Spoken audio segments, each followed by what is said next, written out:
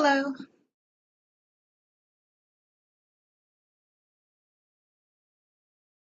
Hi there. How are you? I'm okay. How are you? Been better, been worse. Yeah.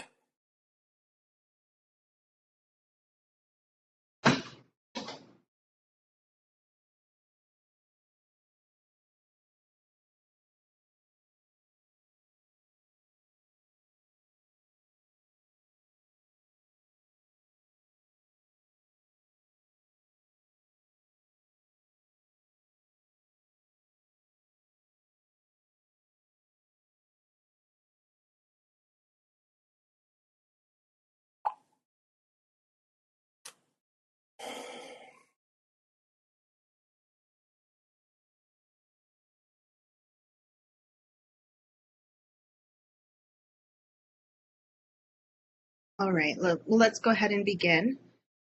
Um, Welcome everyone to the final subcommittee meeting for the Housing Commission Annual Work Plan. It's August 29th, and I hereby call this meeting to order. I'm going to go ahead and take roll call.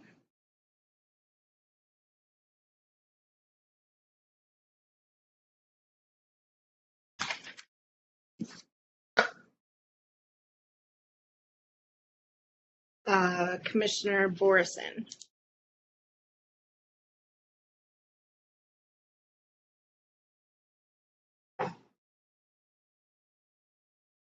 Commissioner Everts. Here. Good evening. Hello. Commissioner Gomez. Good evening here. Oh, I have to announce that Commissioner Hamilton has withdrawn from the subcommittee, and he won't be joining us tonight. He'll be here at the regular meeting on Thursday.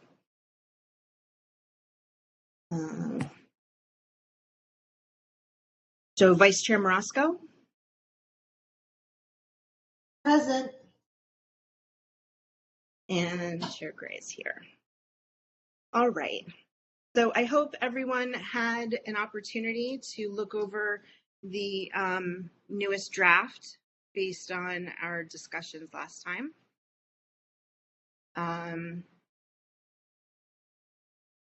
For the public, we're moving straight to the only item, which is 9A, discussion and finalization of goals, objectives, items, and timeframes for inclusion in Housing Commission 2022-2023 work plan proposal. And the attachment is the document that we will be working from tonight. Hello, Commissioner Borison.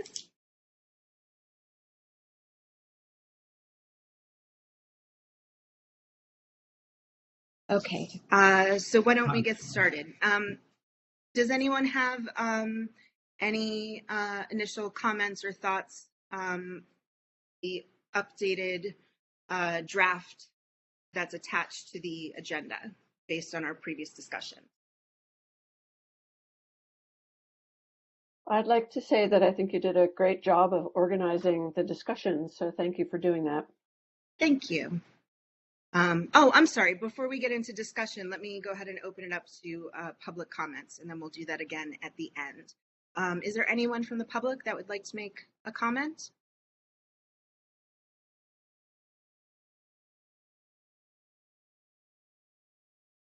Any public comments?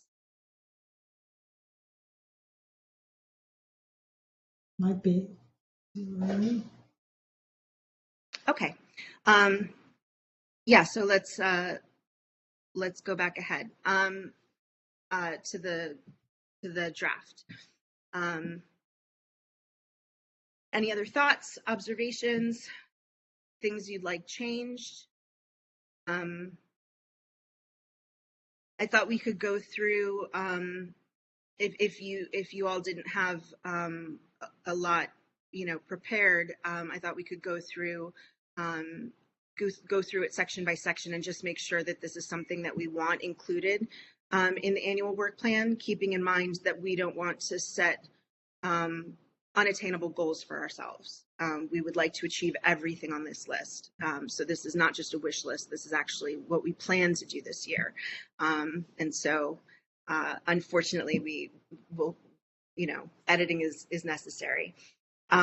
So we can still edit from this, and we can adjust any of this that you like. I was just trying to organize it a little better for us to work from moving forward. Could I ask a question? Please. It's a lot, and my question is, in years past, and I don't know this, but have you managed to accomplish as a commission anything on the order of the amount of work that this is proposing to get accomplished in 1 year? To my knowledge, there haven't been work plans until this last year. And again, that work plan was somewhat truncated. So I'm not sure we have the documents to compare. Vice Chair Morosco.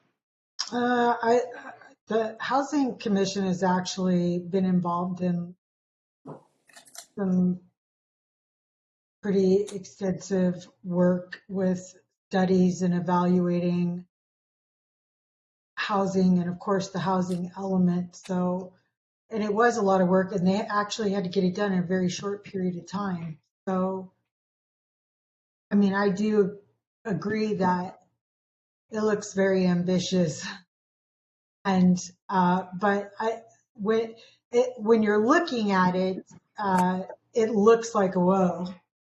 But in reality, it's not everything is work intensive that on this that I see. So you have a tradition of accomplishing work, and that thing that you're referring to, Vice Chair Morosco, is that the report that you gave us early on that was about 200 pages with a lot of references that you prepared? Is that what you are referring to? Oh, The study no. that you, Oh, are you talking about the 6-cycle housing element?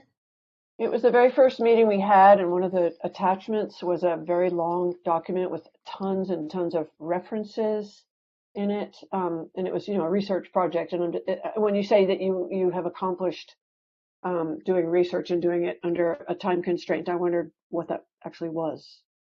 Okay. Well, because I've sent out a bunch of documents and I can't think of what it is off the top of my head, so I don't want to say for sure. I might have shared the 6-cycle housing element with both you and Commissioner Borson, I think I said. Can you say the title of it again? I'm sorry, what was it called? It's the 6-cycle housing element. Okay, I'll look for that. Six-cycle housing element. Okay. Yeah. Vice Chair Morosco, I But believe. that's not something that the Housing Commission actually did. It's that they had to go through the housing element and make their own recommendations during the period that the city was trying to finalize it. I believe it's actually the Community Services Division, right? Vice Chair Morosco, I think she was talking about the document that you put together, the reference document. Oh. No, what I'm asking is, what is an example of work that the commission has done that's on? This is a lot to do, and I'm wondering if there's a precedent for the commission actually accomplishing 20 objects in 12 months with 7 people. That's kind of where I'm going. Because it's a lot, and I hate to set ourselves up for failure. So I'm asking, is this something that's happened before? That's all. So if you're saying it's a report on the 6-cycle housing element, that could be like one item on this list of 20 things. So that's what I'm just asking. Commissioner Borson, you're muted. Perhaps if we talk through each item and we make a more concrete like a guess about what would be done, we can get an idea of the efforts involved, try and expand those subjects just a bit in our discussion.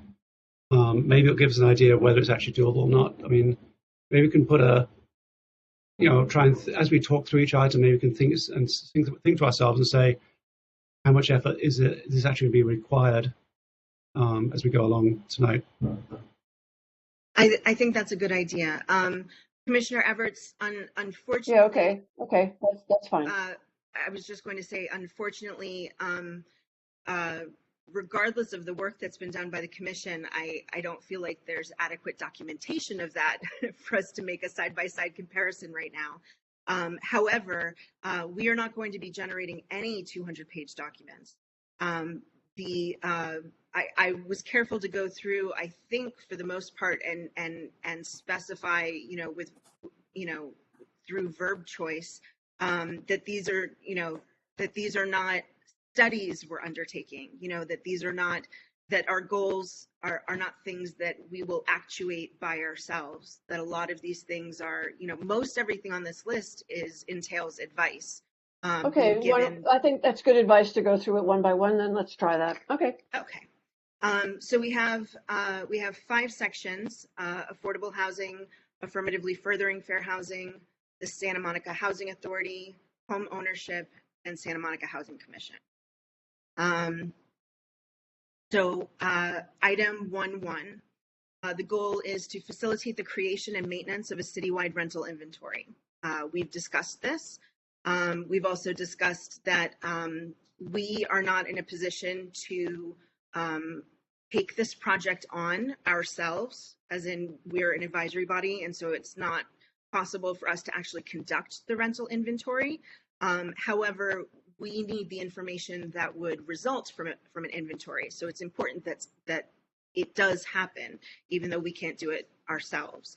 And so the first task here is for us to evaluate possible means of the city conducting a complete rental inventory.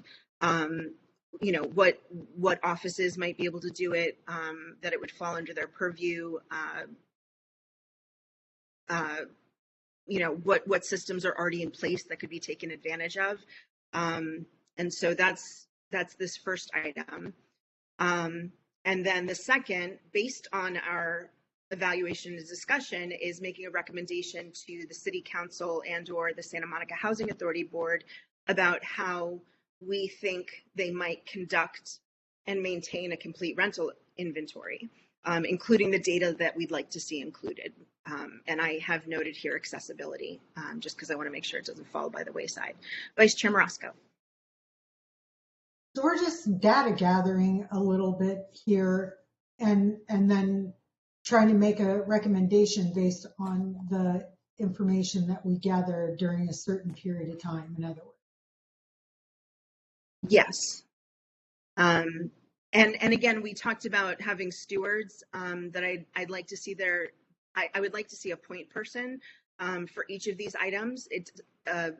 Each person doesn't have to take on more than a single key task, and even a key task they don't have to take on by themselves.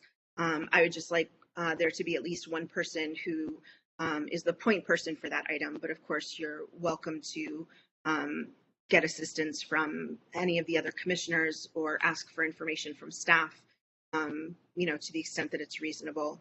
You have on here goals, tasks, and time frame. Do you want to also add a line that would say product, like result?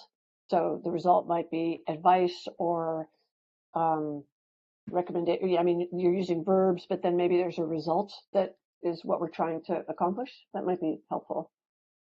What do you guys think? As long as it's, sorry. Go ahead, Vice Chair Marasco.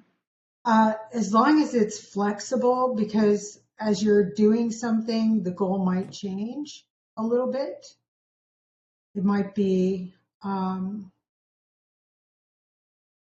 when you're getting to the end of the information that you're collecting, you might decide. So in other words, with flexibility, is all I'm trying to say. And now might be a good time to add that Commissioner Gomez had brought up outside of our work sessions the suggestion that we have a dashboard of some kind that acts as a live document that we work from throughout the year and that we can update as we go so we can keep track of our progress. And I think that we can make this spreadsheet that living document either through Google Doc or Microsoft's version of that, so that each of the commissioners can come in and update their items. And in order for it to be a useful dashboard tool, we would be adding other columns, including, oh goodness, I don't have my notes right in front of me. Commissioner Gomez, do you, off the top of your head? Yeah, I mean, and again, first of all, I'd like to say that you did a really nice job, Chair, in terms of structuring this particular document. And just first blush, all we'd really need to add here is a column in the context of Stewart. So who's going to assume responsibility for it? And also a status. Okay. And go ahead. I'm sorry. No, yeah, I think in terms of the product, right? That would really go under, I believe, the status portion. And it would really be, I don't know that we're in a position to define it here on this particular call. I really think it would be incumbent upon whatever Stewart has signed up for a particular initiative to define what that product is. And that could be done under the status column. So, said differently, I think it's important to keep this simple. And again, this is already structured very nicely. And so I think just adding a couple of columns in the context of Stewart and status would further enhance what you have here. Okay.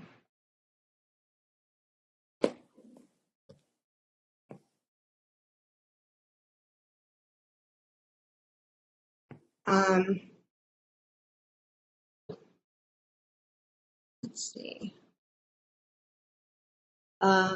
Okay. What do you think about that, Commissioner Everts?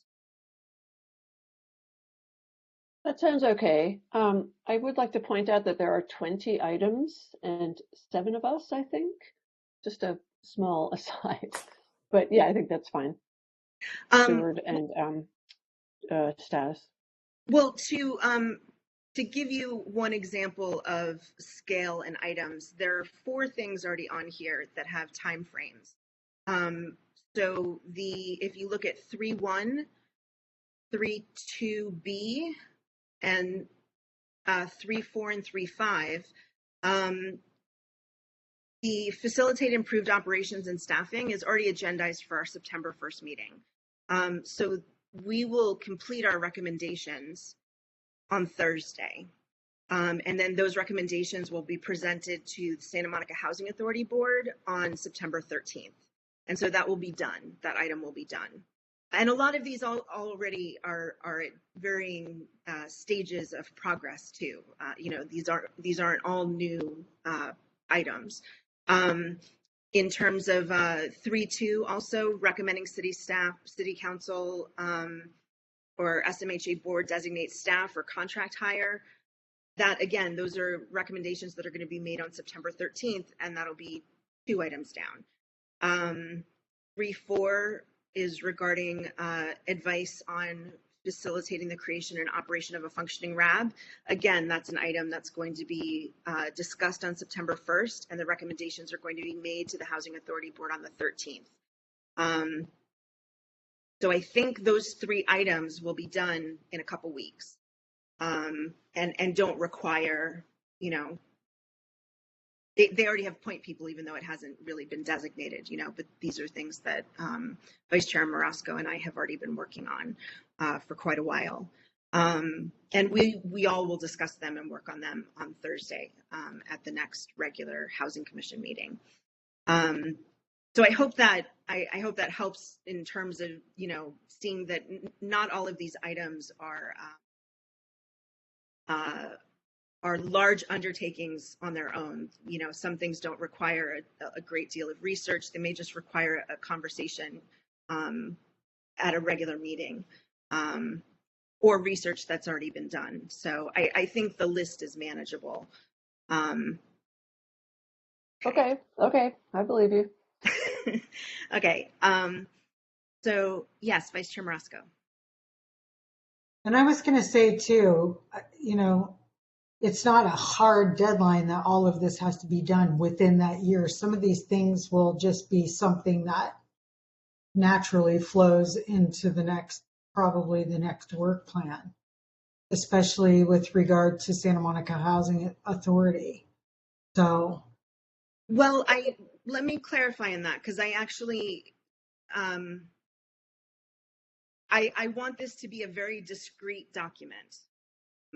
Discrete as in self-contained. So I would like nothing to be on this document that we don't think we can accomplish within a year. Obviously, these categories will probably persist for the most part, and a lot of these larger goals will persist in other ways, but the individual items that we have for each of these things right now are all things that we should be able to do within 12 months, which is why, for example, the goal is not to create a rental inventory, because that wouldn't be a reasonable goal within a year. And it's also not something we can control directly, but we are going to try to facilitate it. So if you see anything that you think is unreasonable in this time frame, please speak up, because I'd rather edit it now than later say we failed to meet a goal that we made for ourselves that just wasn't realistic. Also, as we're going, if you could please tell me if there's anything that interests you. If you'd like to be a point person, I mean, obviously it's not binding. We'll discuss all of this on Thursday at the next regular Housing Commission meeting. When we put this document up for adoption, we'll talk about, you know, assignments then. But it would be great to have an idea of what things you might be interested in, just so we can start to get a sense of how it might be distributed. Vice Chair Marasco.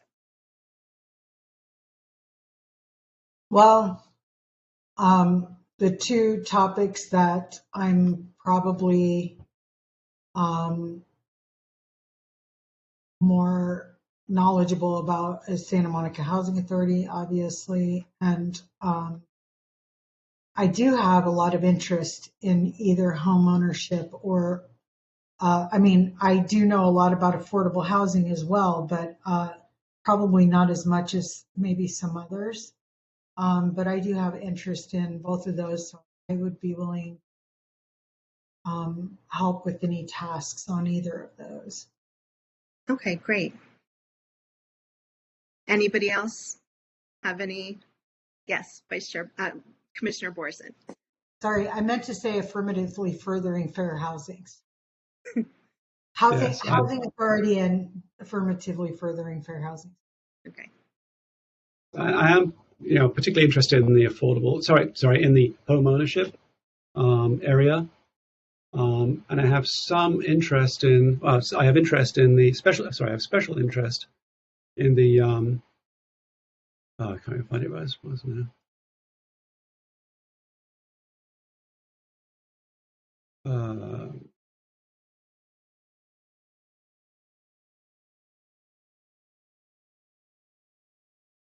In 1.3, the value for money stuff in affordable housing, and that may spread into other areas of Section 1. Okay. Okay, great. We're going through this. I can express that I'm interested in 2.1, which is also 1.3C, affordable, the 100% affordable housing model, and then also anything in Section 5, which is about clarifying, because obviously this is of interest to me, clarifying what we're doing, why, how, when, and all those things in Section 5. Any of those? Okay, things. Great. Commissioner Borison? Is there a overlap between 1.3 and 2.1? Those two, 1.3C, 1.3C. Um, well, yes, It says identify alternatives to 100% affordable housing model. It's repeated. it's repeated in 2.1. well, but they're different. I only pointing out that it's the same phrase. I'm interested in 100% affordable housing model and alternatives. Not so much in investigating the providers, but just as the model. That's interesting to me to look at. Commissioner Borison, what is it that struck you about Uh, that?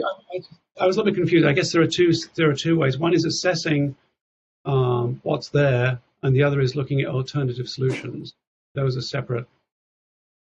Basically, 2.1 looks at the results of 1.3. Is that correct? Not entirely. And also, I think I'd like to specify more. I think I'd like to change assess to one or more specific verbs. Assessing the transparency and fairness of the nonprofit housing providers. The fairness part, to my understanding, specifically referred to the fairness of the management of the wait list, which is actually controlled by the city. So that's not necessarily something that originates with the housing providers. But I guess the fairness then applies to how their product is distributed. So I don't know if it still makes sense for that to be phrased that way. I welcome suggestions for changing the phrasing.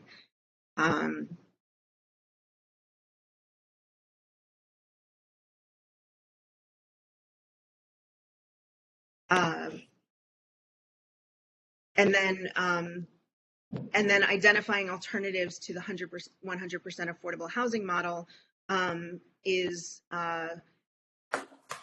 looking at it in comparison, finding alternatives, which are also mentioned in 2.1, but 2.1 is looking at it strictly from the perspective of affirmatively furthering fair housing. Whereas, for example, fiscally, it might be most efficient to have a building with 100% affordable housing. It's not necessarily the best in terms of a fair housing model. I think that would be part of the examining and evaluating that Yeah. exact thing you're saying. I think that all goes into the whole, is it a good model? And if yes, why? And if not, why? So I think it's the whole big picture of 100% affordable housing. Let's look at it. Right. And then 1.3 is more focused on the current major nonprofit housing providers that we have now in the city, and making sure that, determining if the way that that they operate and the way that their buildings meet housing needs in the city, if there are any gaps or things that are working really well that we'd like to do more of. So I think that's 1.3 is more focused on existing nonprofit housing providers. And at the end, I think it's important also to look at alternatives to the 100% affordable housing model. My understanding is that I think most of if not all of the nonprofit housing providers currently use 100% affordable housing models, which is why I put that at the end. I would hate to have different people doing those two things. I think that they do get kind of lumped together as one large task. Okay. It seems silly to separate them, just from my point of view. I think evaluating the nonprofit housing providers, but then also there's the model of what they're providing, and part of evaluating it would be how is what they've done working or not working. So I think it's all a piece, to my mind. Okay. So is it fair to say that for 1.3C we might want to fold that into 2.1 and instead substitute as 1.3C something like delivering our recommendations to the city council on what's working and what's not with our nonprofit housing providers, and incorporating suggestions from the results of, I guess the report on that could be incorporated into 21C, which is also advising on which models are best. They're related. You have down in 21C is advise them on the best models. So yeah, wherever you put it, to me, it's the same thing. So I'm not sure where you want to put it.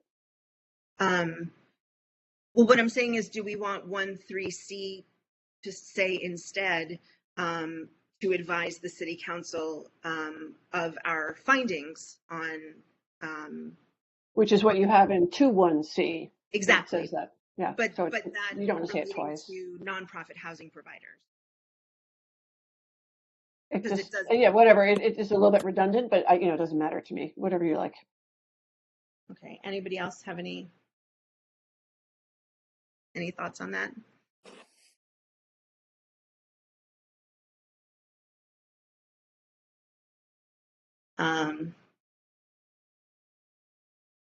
Yes, Vice Chair Maraska. Okay, I guess I don't understand, Commissioner Everts.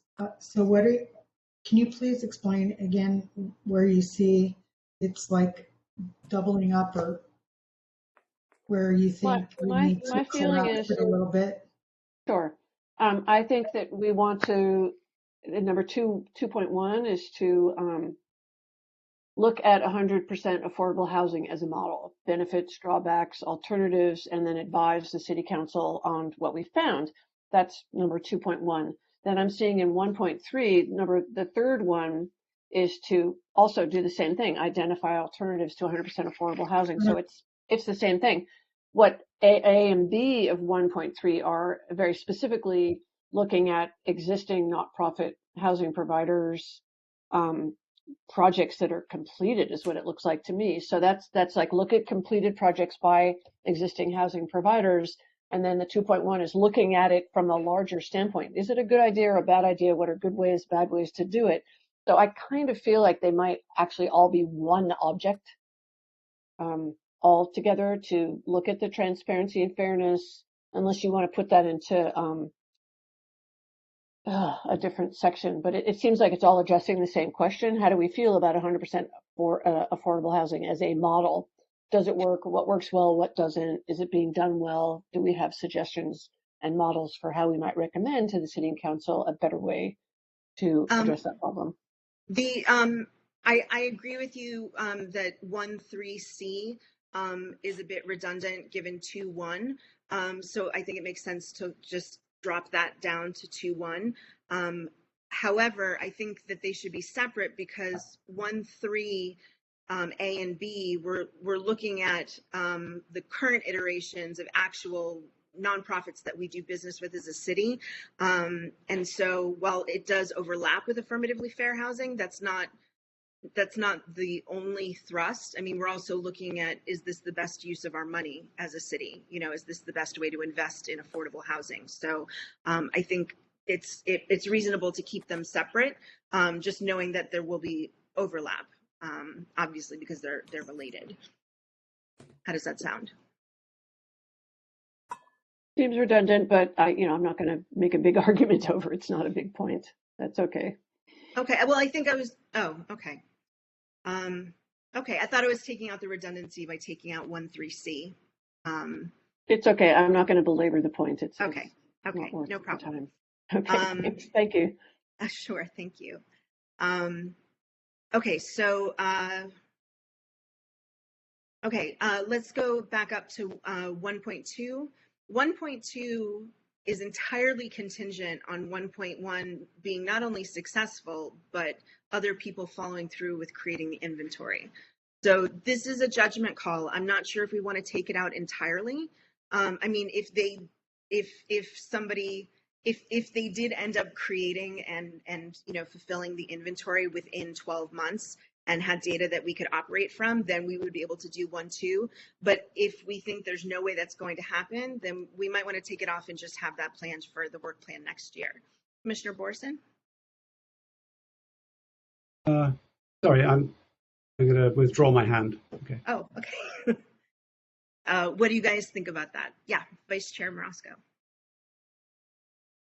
This isn't necessarily information, that data that we would like ourselves be trying to create. This information is already out there in the city. It's just about following up to get it. And I personally feel like this is extremely important right now, considering the rent increases and more people are reporting that the affordable units aren't affordable.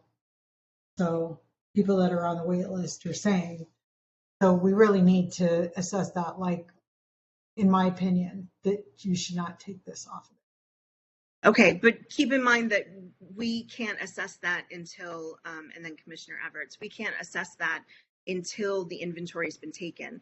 We can already do 1, 2B. That information already exists.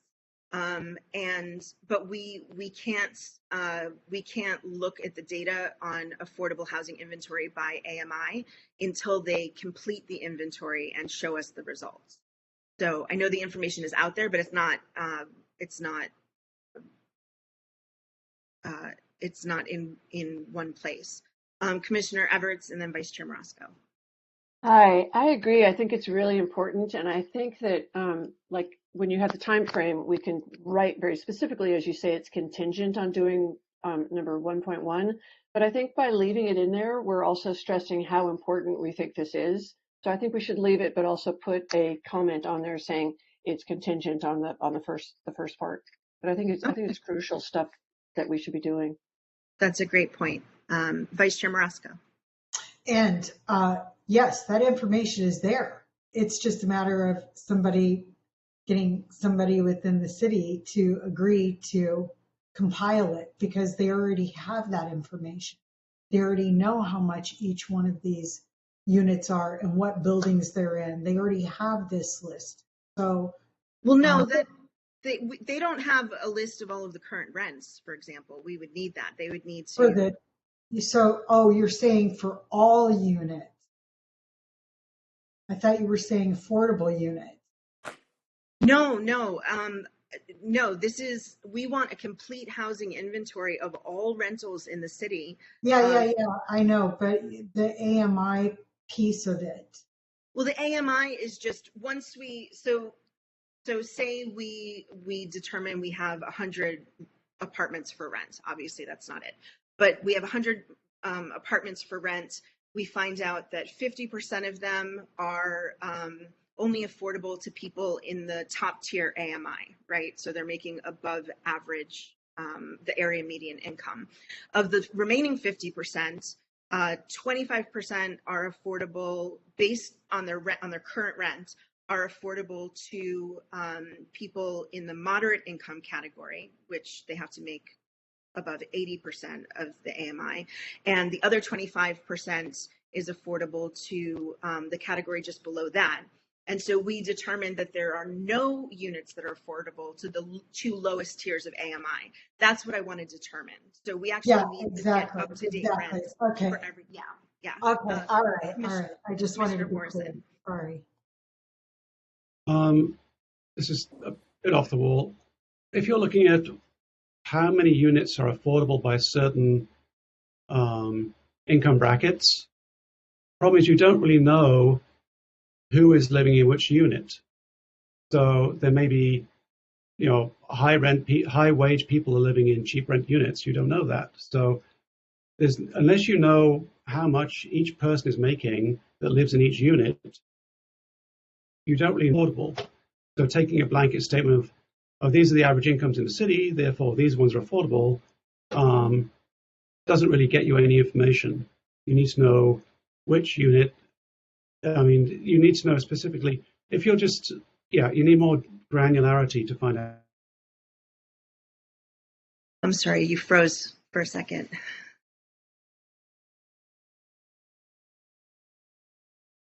You're still, it looks like you're frozen a bit. But in answer to that, we're not determining rent burden. That's something else. We're looking at, yes, Commissioner Borison, do you want to go ahead and finish your thought? Oh. Yeah, my network keeps freezing, so sure. I freeze for a while. I don't know when my network cut off. So But You were saying that we need it to be more granular. yeah, we don't. I mean, you can say these are the rents for each rental segment in the city, and these are the rents for each apartment. But unless you know which renter is living in which unit, you have no idea on the real affordability of each of those units. Well, we're not looking at rent burden. We're not looking at the relationship between each unit and its current occupant. We're just looking at the total inventory of the rental housing that exists in the city right now, to look for gaps. I mean, obviously, we're not talking about one-to-one matching occupants with individual units, and especially since the vast majority of the inventory, the units that are inventoried are already occupied, and nobody's, we're not kicking anyone out. So we're not looking at rent burden or the relationship between each individual's income and the rents. We're looking at the levels of rent, how much of different levels of rent, how many units of different levels of rent we have in the city, so we can identify, for example, which I believe we will find, that there's very little that fits the lowest AMI category of extremely low income, which is like below 30% of AMI, I believe. I think we'll find that we don't have enough inventory when it comes to that. But we're not looking at it as granularly as you say. I agree with what you're saying, but that's not the goal of this inventory. Commissioner Everts? Yeah, I had a question. Who is required as a landlord or a renter, who is required to tell the city how much you're charging in rent? Well, right now, unless you are required because it's a rent controlled unit or perhaps it's deed restricted, in general, there isn't a blanket requirement for everyone to report that. That's what this inventory would begin the practice of. Yeah. But you're saying that we're asking for an inventory by the rent that people are asking, because how are you going to find that out if they're not required to? No, this part of the rental inventory and the measure that the Rent Control Board initially put forth this effort, and the city council said that they were not going to put it on the ballot, but they would put it in an ordinance. And so our discussion of it is meant to inform the ordinance that they finally make about it. That the city council. I'm sorry, the ordinance is asking that everybody who rents an apartment has to publicly state what they're asking in rent. Is that what the ordinance says? Basically, yeah. Oh, wow. Okay. Yeah, so it would be soliciting this information. Yeah, so it's a huge undertaking. It would require, dedicated resources and staff. But yeah, they would be soliciting from all property owners and property managers and again, part of what we'll discuss is what information we want to collect, but I'm guessing it'll be at minimum how many bedrooms, what the rent is, if there's any special category, like if it's deed restricted or if it's rent control. And one of the items that I want added is the accessibility of the unit, because we don't currently have an inventory of units that are accessible to people with disabilities in the city. And so this is an easy vehicle for us to gather that information while they're gathering the other information. But yeah, that would all have to be solicited. So you're saying it exists, but it actually doesn't exist. So that's. Oh, no, it doesn't. It doesn't exist. No. Okay, that's a pretty big hurdle. Okay, thank you. Sure. Vice Chair Morosco. I was confusing it, Commissioner Everts, because there actually is a list of affordable units, and for sure, all of the 100% affordable housing units, there's already, a list of those units and what the current rents are. But I realized, wait, we're talking about all housing, not just. So I think that's where the confusion was. I'm sorry about that, but there are lists. So that part of the job is essentially easily taken care of by being able to obtain that information about those units. Yes, but it would And then still combining with the rent control, what the rent control board already has. And then right, it would be all right, others. right.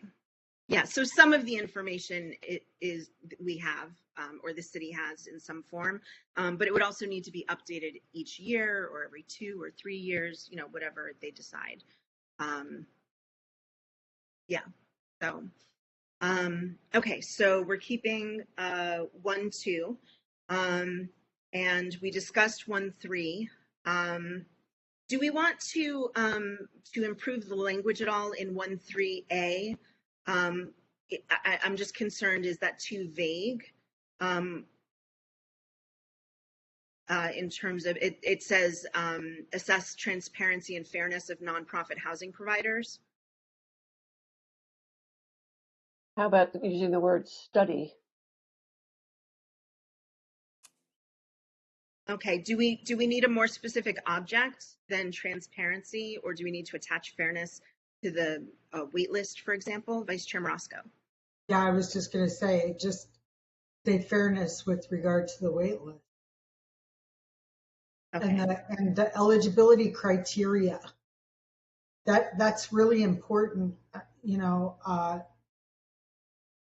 some people, even though they're 100% affordable buildings, they have very strict eligibility criteria. And to include, CCSM does not accept pets. So that, although I know that they have to make a reasonable accommodation, it might prevent some people from applying for housing because they don't want to have to haggle over having their pet. But it is also about eligibility criteria and the wait list. Okay, so in terms of transparency of looking at the transparency of the nonprofit housing providers themselves, is there anything in particular we had in mind that, you know, that doesn't seem to be readily available? Yeah, Vice Chair Morosco. The list of all of their buildings, we don't have to know who's living there, just the number of units, the list of the buildings. And I don't know if you can put it under this, but I feel it's really important to know how many of their tenants are Santa Monica Housing Authority program participants who are already receiving a subsidy. Okay, and also in terms of the nonprofits, we can request our own mini rental inventory of their properties, because that would be simple information for them to provide to us. So we could do a small AMI assessment based on that, which I think would be great. So, okay, thank you for that.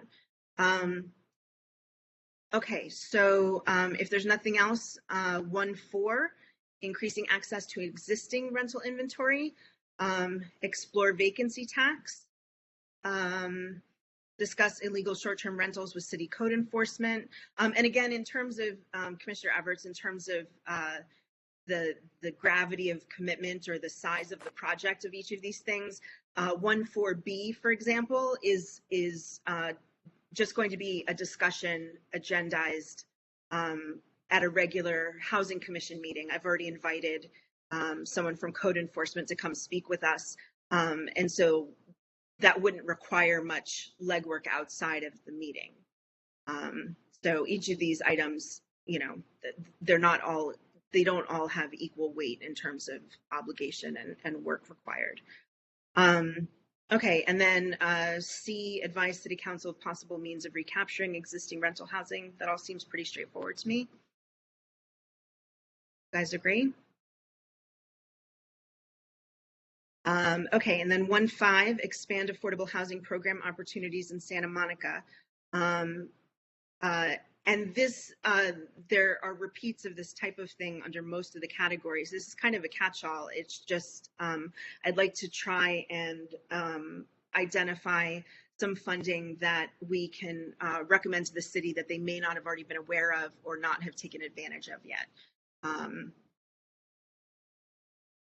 Okay, now for anything in affordable housing, before we move on, is there anything in there that you see that is time sensitive in terms of, you know, deadlines of, I mean, it could be anything, you know, and I don't think there's an affordable housing month, but if there were, you know, if we want to have it coincide with that or with a city event or, you know, a document that's published at a certain time of year, you know, please pipe up and say if you think there's a time constraint on any of these. Because the things that don't have time frames in terms of a time of year, when I'm creating the agenda, I'll just start pulling things, you know, and adding them to the agenda. Although I guess we'll have stewards first, and so the stewards can tell me, you know, when they look at it in more detail, when they want it addressed. Okay. So for affirmatively furthering fair housing, 2.1, improve fair and affordable housing in Santa Monica. And that still does refer back to 1.3 just because they're related. But the tasks are different. Examine, A is examine benefits and drawbacks of 100% affordable housing. B, identify alternatives to 100% affordable housing model. And C, advise city council. And I'm going to add in there, each of these I'm going to amend so it says city council / Santa Monica Housing Authority Board, because they work so closely together. Advise them on the best affordable housing models to affirmatively further fair housing in Santa Monica. That also seems pretty straightforward to me. I'm sorry, did someone raise their hand?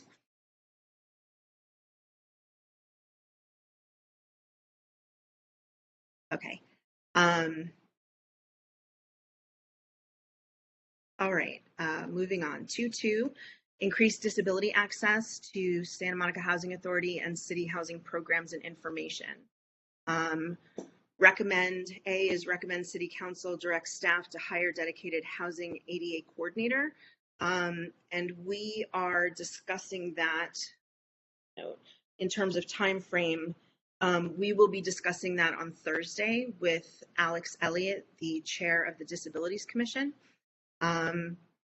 We won't necessarily be making the recommendation right away, but I suppose, well, the goal in having him come is to discuss it and possibly make a joint recommendation between the Disabilities Commission and the Housing Commission about hiring a dedicated ADA coordinator. And so I suppose if we were able to come to that agreement on Thursday, we probably could also submit that recommendation in time for the September 13th Housing Authority Board meeting. But I'll make a note that that is a September item. Okay, B, discuss Housing Authority and City Housing website ADA compliance / accessibility with ADA / Section 504 coordinator, risk management and disabilities commission.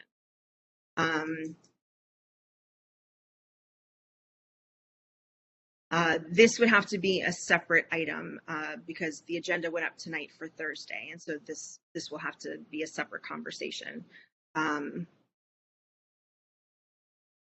But does anyone have any input on 2.1 or 2.2 so far? Anything they'd like to see changed? Anything unrealistic? Okay. 2.3, reduce source of income discrimination in Santa Monica. A, educational outreach to property owners and rental agents. B, invite fair housing speakers to address property owners, rental agents, and renters. And C, recommend further educational outreach and other anti-discrimination, I apologize for the typo, measures to City Council / SMHA Board.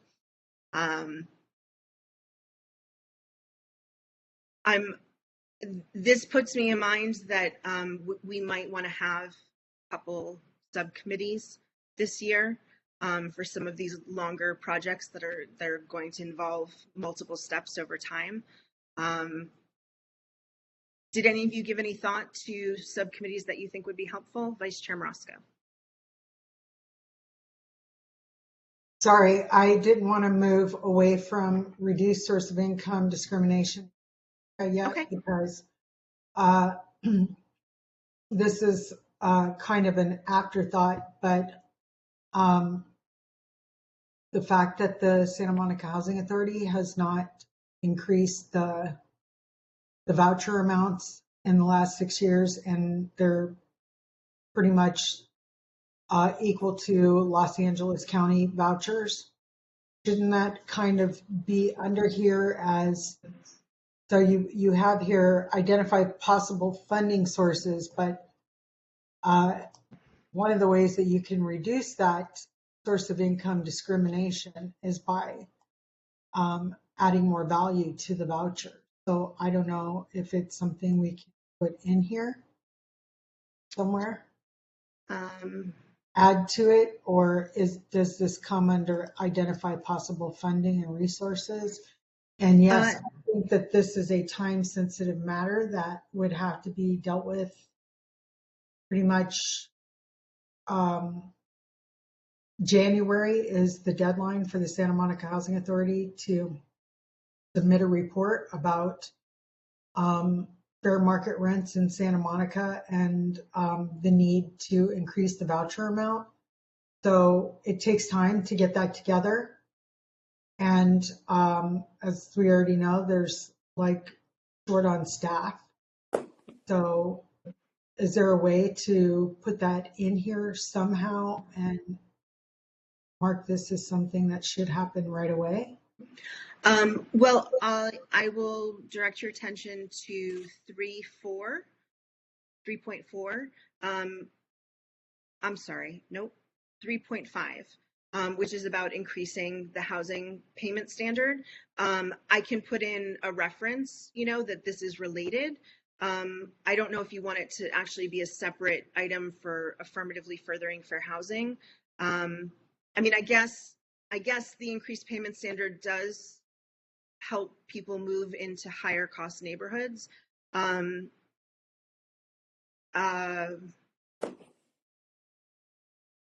the task for that, it looks like, is already under 3.5. Is that, no, do you think that's sufficient, and just to refer to it? Yeah, to refer to it, but Okay. Just because it was an afterthought to me about, part of the struggle is just landlords knowing that the voucher is only worth X and how much the rent is going to be for a period of time. Okay. So it would help if, yeah.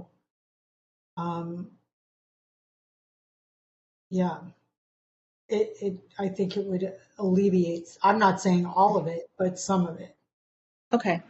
Yeah. It's like, many different ways to tackle that problem. Right. Okay. That's a good point. Okay. And 2.4, anything about 2.4? Now for fair housing programming, I was referring to, it could be something integrated to an existing program, like raising the payment standard. It could also be something, I'm making this up, but it could be something like HUD is giving out grants to help, increase diversity in higher income neighborhoods, for example, that it was a specific project that dealt with affirmatively furthering fair housing, and that we would just want to share that with the city councils to let them know that, and the housing authority board, to let them know that that was available to try and improve all of our fair housing programming in Santa Monica. Okay, Santa Monica Housing Authority, 3.1, facilitate improved operations and staffing. Again, we're working on this on Thursday. 3.2, facilitate increased funding. Identify possible government funding and other resources, and then recommend to the City Council and Housing Authority Board to designate staff or contract hire to apply for additional money until the relevant vacancy is filled. Yeah, as a city, we've left a lot of money on the table.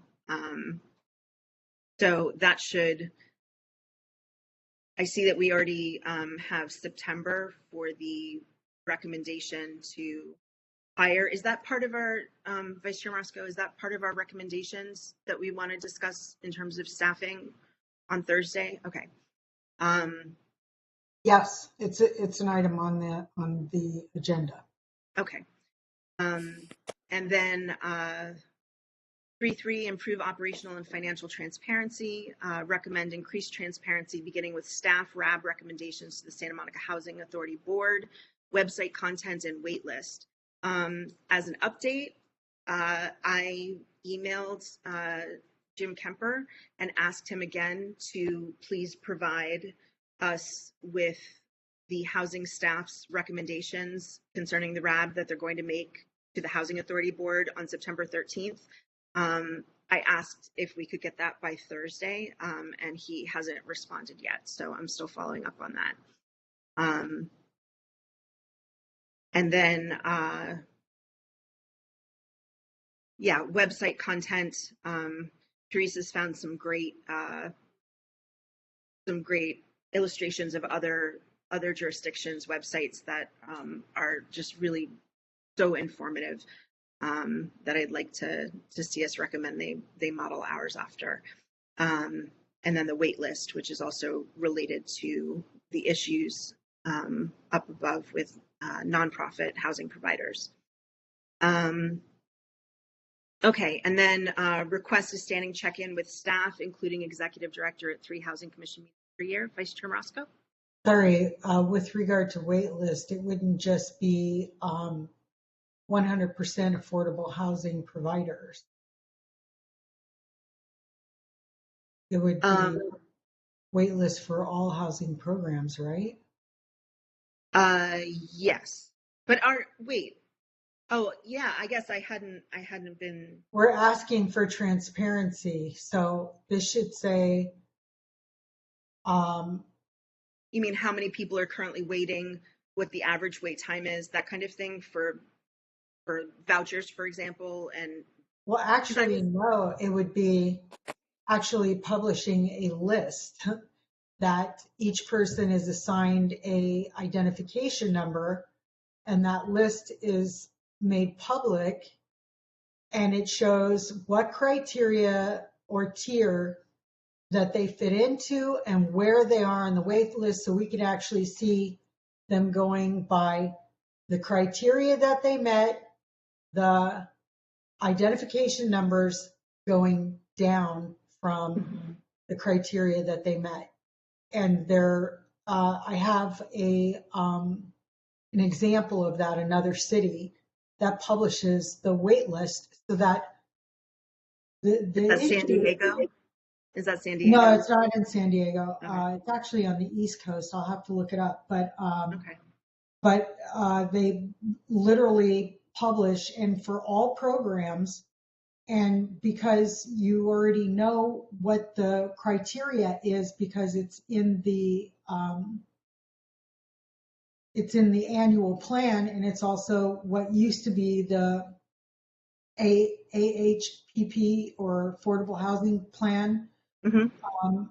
It's stated in there what the criteria is. Now they've changed that and they've made it very specific, like people who are Ellis first or top tier. And it doesn't even mention somebody who just gets evicted in the city,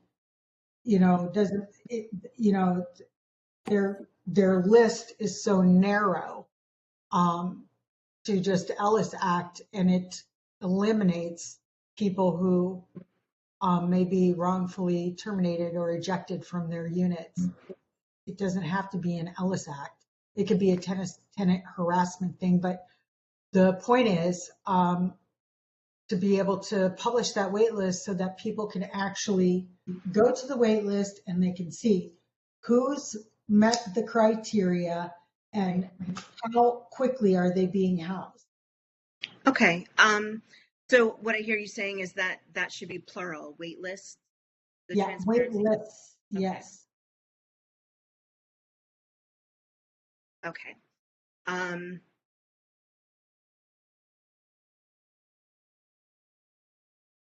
Okay, so recommend standing check-in with staff.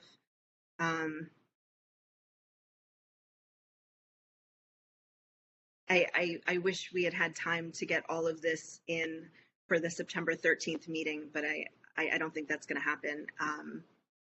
If for no other reason than the agenda is locked for September 1st, which is our last meeting before then. But I think that we could request that the Housing Authority Board meet again, maybe sooner than they otherwise would have, so we can bring these things to them. Okay. 3.4, facilitate program participants' self-representation and improved Housing Authority policies and practices. And that we're also working on Thursday. And I'm happy to report that we've had really good response to the letters going out. And Teresa's already gotten a bunch of phone calls from Housing Authority participants with questions and lots of input and stories, and so I think that's great. Okay, 3.5, increase successful HCV utilization and housing affordability and stability for program participants. And this is our advise the City Council and Housing Authority Board to reevaluate payment standard basis, which is the exception versus small area FMR, and increase payment standards to reflect current market rents. And that is, I put that in for October to give them time, Teresa, to do the January deadline for that, for them to act on that. Okay, 3.6, increase property owner participation in housing programs. And there's a cross-reference here to 2.3. Okay. And those cross-references just may be of use to the point people for each item if they want to confer on, matters that overlap with other people's items. Okay, so 3.6A is educational outreach to property owners and rental agents. B, explore possible incentives programs, and C, recommend additional educational outreach and incentives programs to the City Council and Housing Authority Board. Let me ask those of you who know the most about property owners cycles and circles in Santa Monica. Is there a time of year when it's particularly beneficial to focus on this? Is there, in terms of programming, are there meetings that happen once a year or quarterly that we'd want to try and time this with? Or is this pretty much any time of the year is good?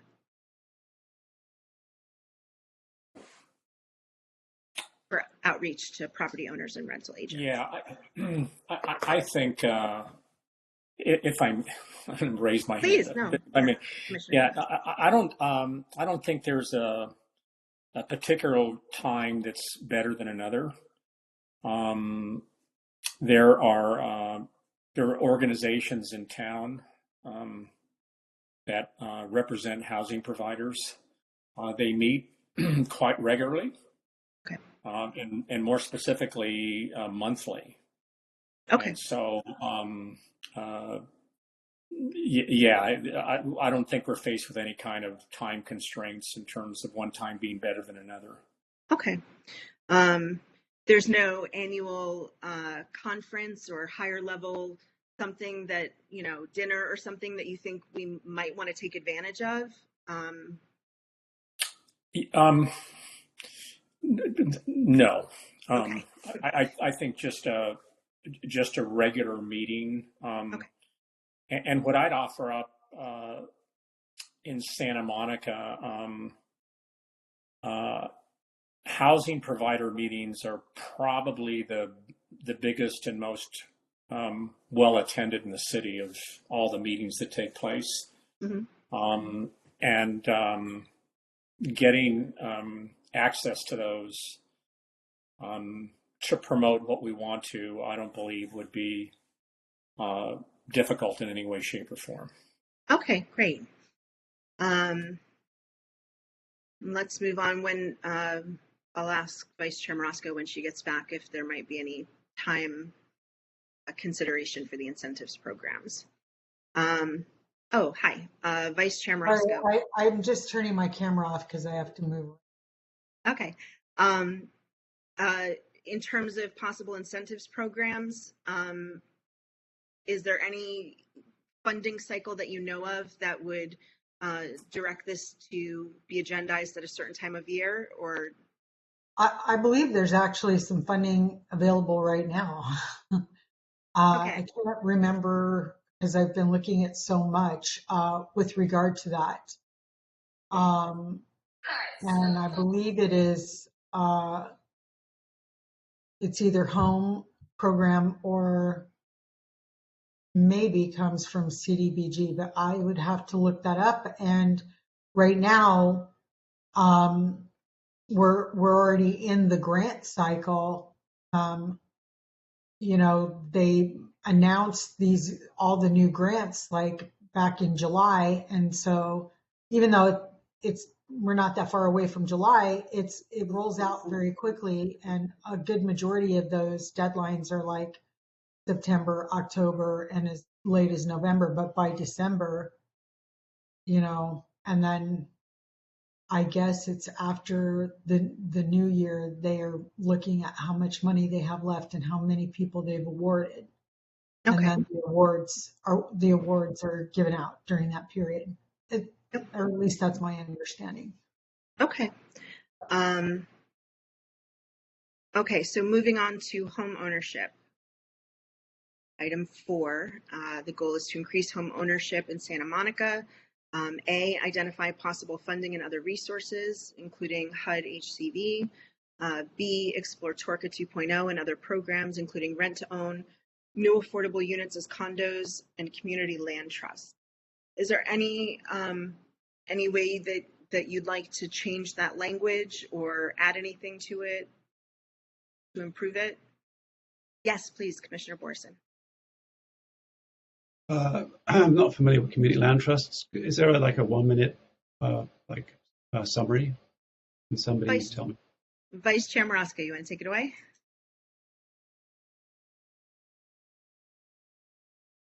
Actually, no. You were born and raised in that, so I'm not sure that I can articulate So here we go.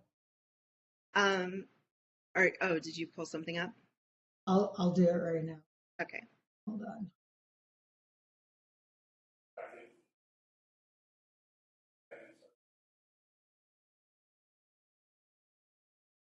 Oh, popped right up. The California Community Land Trust supports the growth of permanently affordable community-controlled land and housing. You cut out for a second. Oh, I'm sorry. Oh, sorry. This is the wrong thing. Hold on one second. Here we go. A community land trust is a private nonprofit organization that owns land on behalf of a community, promoting housing affordability and sustainable development and mitigating historical inequities in homeownership and wealth building. CLTs are a response to the increasing lack of affordable housing in major metropolitan areas, particularly for underserved minority communities. Key takeaways. Community land trusts are shared equity programs that keep land available at low cost for low and moderate income families. CLTs help eliminate racial wealth gaps by assisting traditionally underserved minority communities to build a degree of home equity. Resale prices have caps to keep the housing affordable. So that's in parentheses. And then CLTs promote stability by reducing loan delinquencies and default rates. So it's a form of shared equity ownership.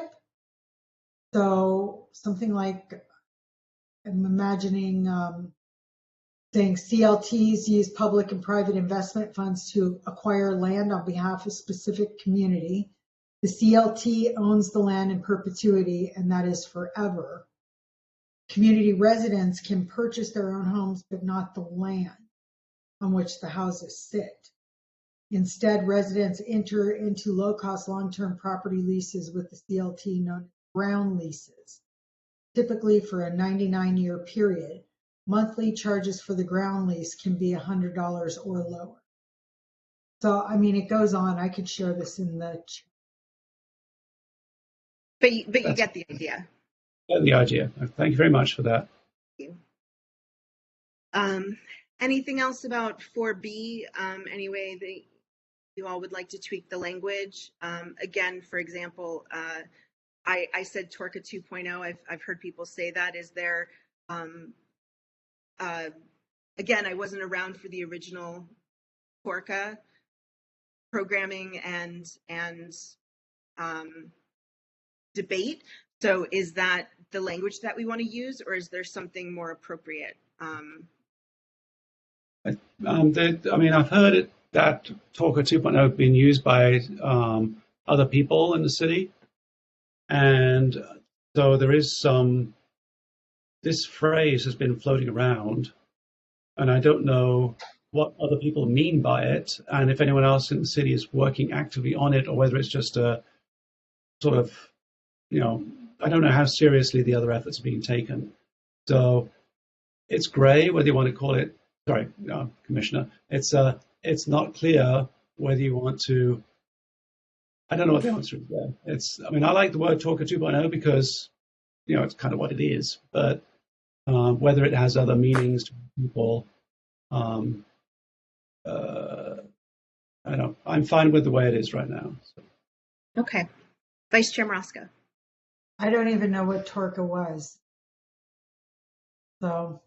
Tenant Ownership Rights Charter Amendment allowed rent-controlled tenants to negotiate with their landlords on an individual basis to buy their units. And it went from I'm guessing mid-80s to early 90s, I'm not sure, until it was, what happened was with vacancy control, there were several consequences of vacancy control. First of all, the rents, because the landlords couldn't raise the rents when tenants moved out, through inflation over time, and there was a time of moderately high inflation, the rents were driven so low that it rendered 100% of the apartments throughout the city pretty much affordable, and the landlords couldn't they couldn't get out of business, they couldn't sell the buildings, they were just kind of stuck.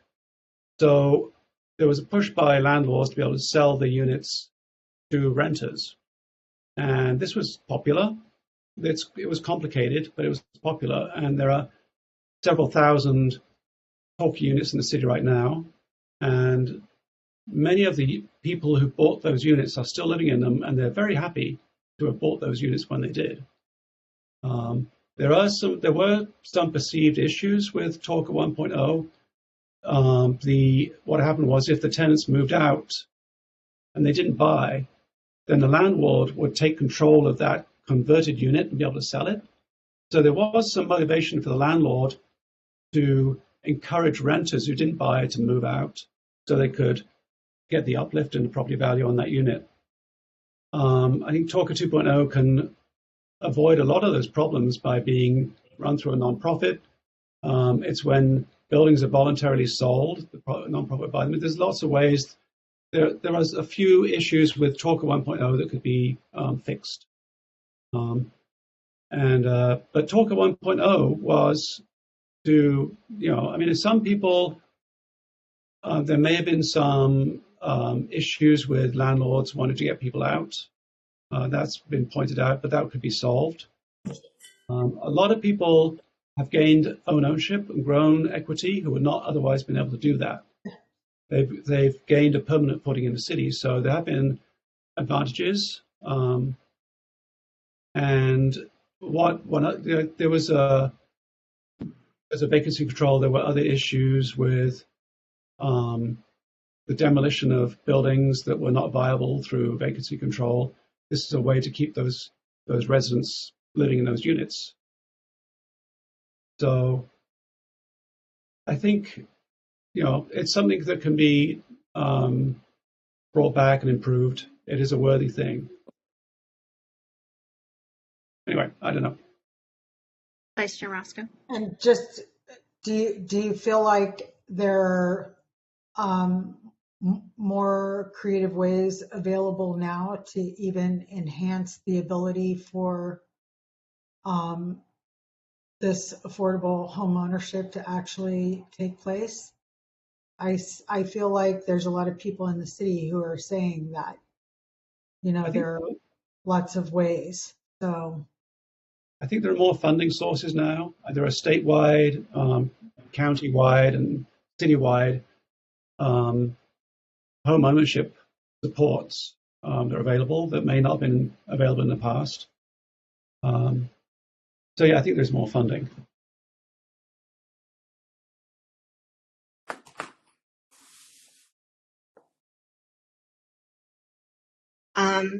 Okay, so let's move on. Our last item is the Santa Monica Housing Commission. And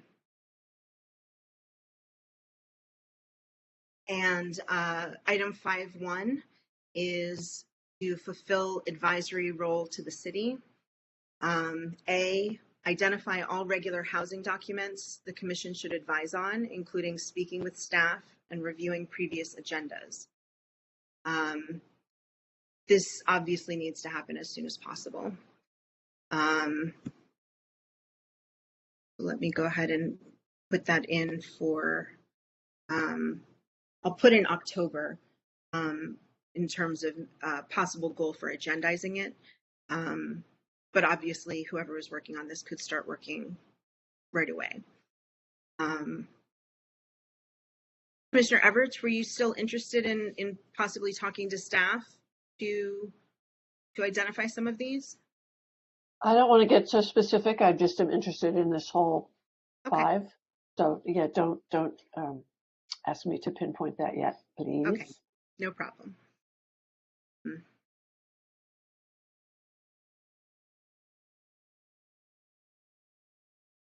Okay. B, so this is 5.2, I'm sorry. 5.1B, request City Council route all housing related reports, proposals, and actions through the Commission for input.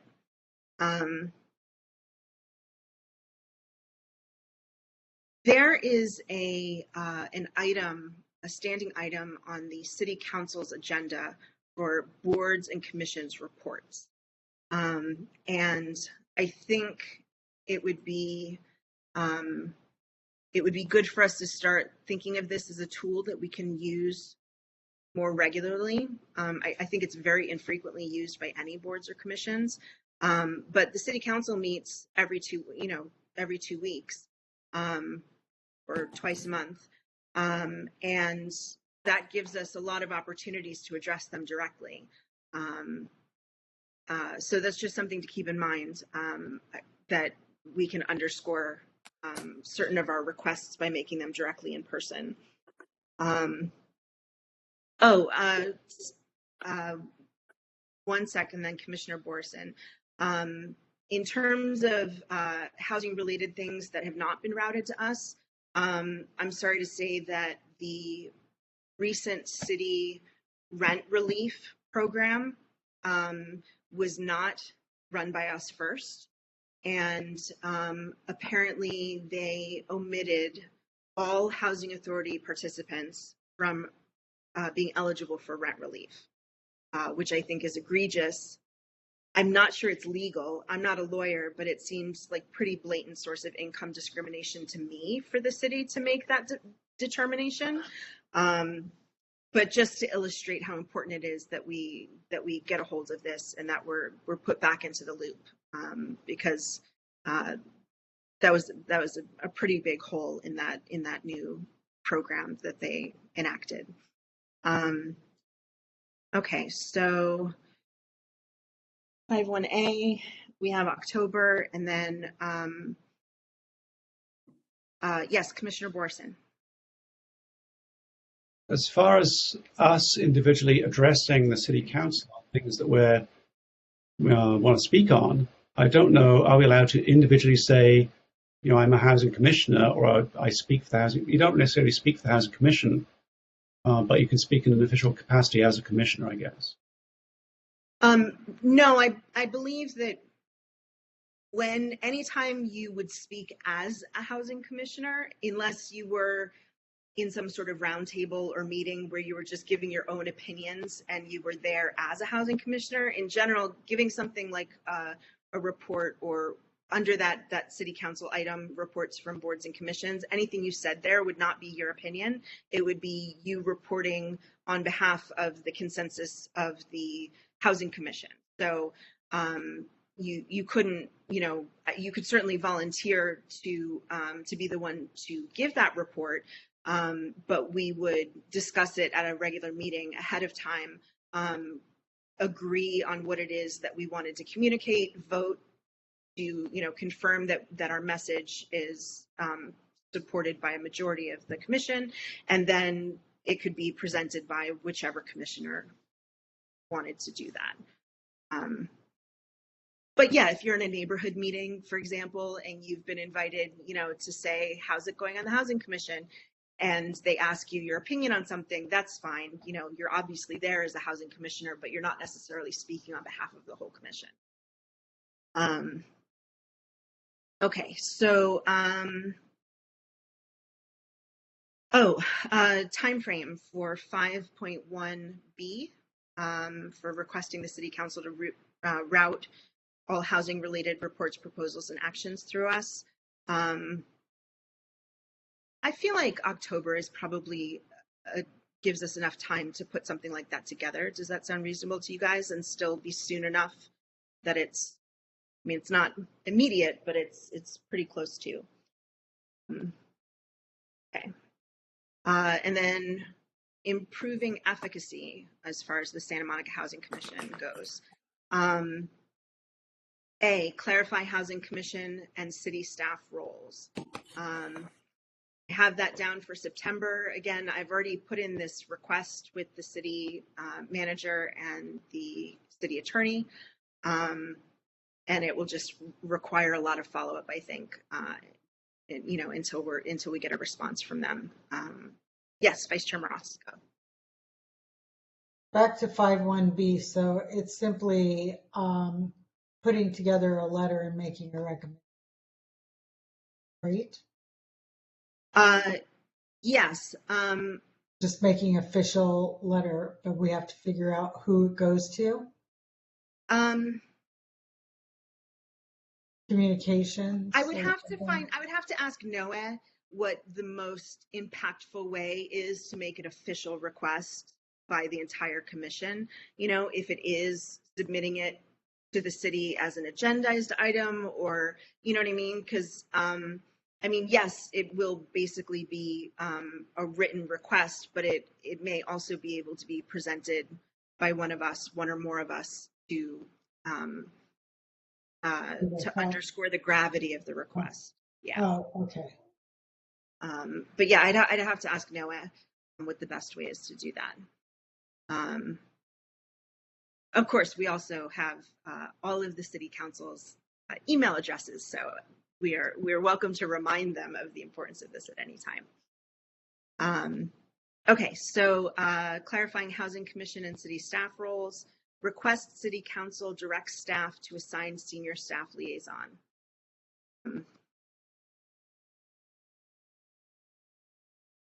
I'm trying to think if I should mention I've just been told that apparently in September, although they haven't announced when yet, the clerk's office is doing a training for all board and commission chairs and vice chairs. So I'm not exactly sure what that will entail yet, but I'll keep you guys posted. It has been, I should mention, since we're talking about the staff liaison, it has been impressed upon me that everything that we do or want to know about needs to be routed through NOAA. But we still have the issue of a senior staff liaison. Actually, oh, well, you know what? This is actually what I mentioned to you earlier, Commissioner Gomez, in terms of uh, there's another tool on the city council agenda.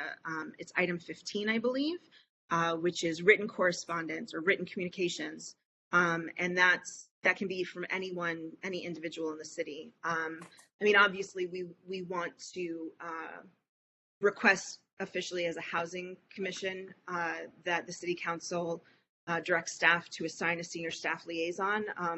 But it reminds me that I would like to encourage everyone to utilize item 15 in the city council agenda. There's a particular form that you fill out. It's not complex, and then it's routed through staff, and they vet it. And if it has merit and they can't address it themselves, then they agendize it, and the city council will address it publicly. So that's a 15 item, and in addition to us officially asking for it, I think a 15 item is also appropriate from any individuals that are interested in order to encourage the city council to address the issue of senior staff liaison, because right now it seems to be a bit of sleight of hand, replacing, a staff liaison with a historically senior staff liaison. And it seems to be it seems to be happening without public input, without a public process to determine that that's actually the shift that should be made. Okay, 5.2C, increase communication with City Council and the Santa Monica Housing Authority Board, including via City Council item 13. I believe item 13 is the boards and commissions report. And then D, proactively engage with other city boards and commissions. That's also something that we can start to do fairly soon. And then E, explore creation of Housing Commission manual and enhance commissioner training. Well, it sounds like we'll get a little bit of that perhaps with the chair and vice chair training this month. Okay, so is there anything in 5.1 or 5.2 that you have notes about, or? Okay. 5.3, update and improve governing and other documents, revise the mission statement, and address unapproved language changes in the HC application and composition. Speaking of updating and improving governing documents, I had agendized for Thursday a discussion about making possible changes to our own commission agenda, minor changes, because the agenda's format is dictated by a resolution from the city, so it's uniform across boards and commissions, but it's not optimal for us, and so I wanted to make some small adjustments that would be helpful to us, and the city clerk's office removed it at the last second tonight from the agenda, claiming that we don't have the right to make those changes, that apparently we can make agenda management decisions on a meeting by meeting basis, but we can't actually change the format. And there may have been some miscommunication, but at the same time, I feel like that was overreach. I'm frustrated to say that it wasn't on the agenda. So hopefully that'll be back on for October. Just an update. Okay, and then, and revising the mission statement is on the agenda for Thursday. It's possible that I'll ask to table it because we have a really packed agenda on Thursday, and I don't want to keep everyone overly late. Okay, and then the final one, 5.4, increase public engagement and access to commission information, facilitate updated consolidated web page, including governing documents, and increase public outreach, including City Office of Communication.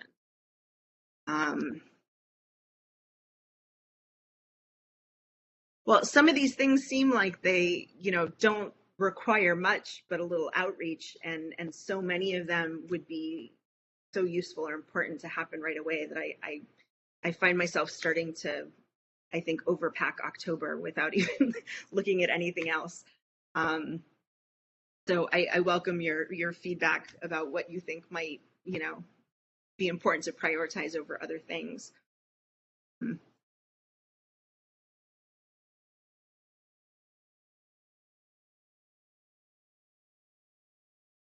Yes, Commissioner Borson. I just want to say it's really good. It's a great job. Very, very impressive. Thank you. Thank you. Okay, so let's see. Just so you know, in terms of the Brown Act, it's required for regular Housing Commission meetings to have their agendas posted at least 72 hours in advance, which was at 6 p.m. tonight. And this, our finalized proposed work plan to present to the entire City Council or Housing Commission on Thursday is an attachment. I'll update this based on our conversation tonight and ask NOAA to attach it first thing in the morning with the draft that we'll actually be looking at on Thursday and recommending as the proposed work plan.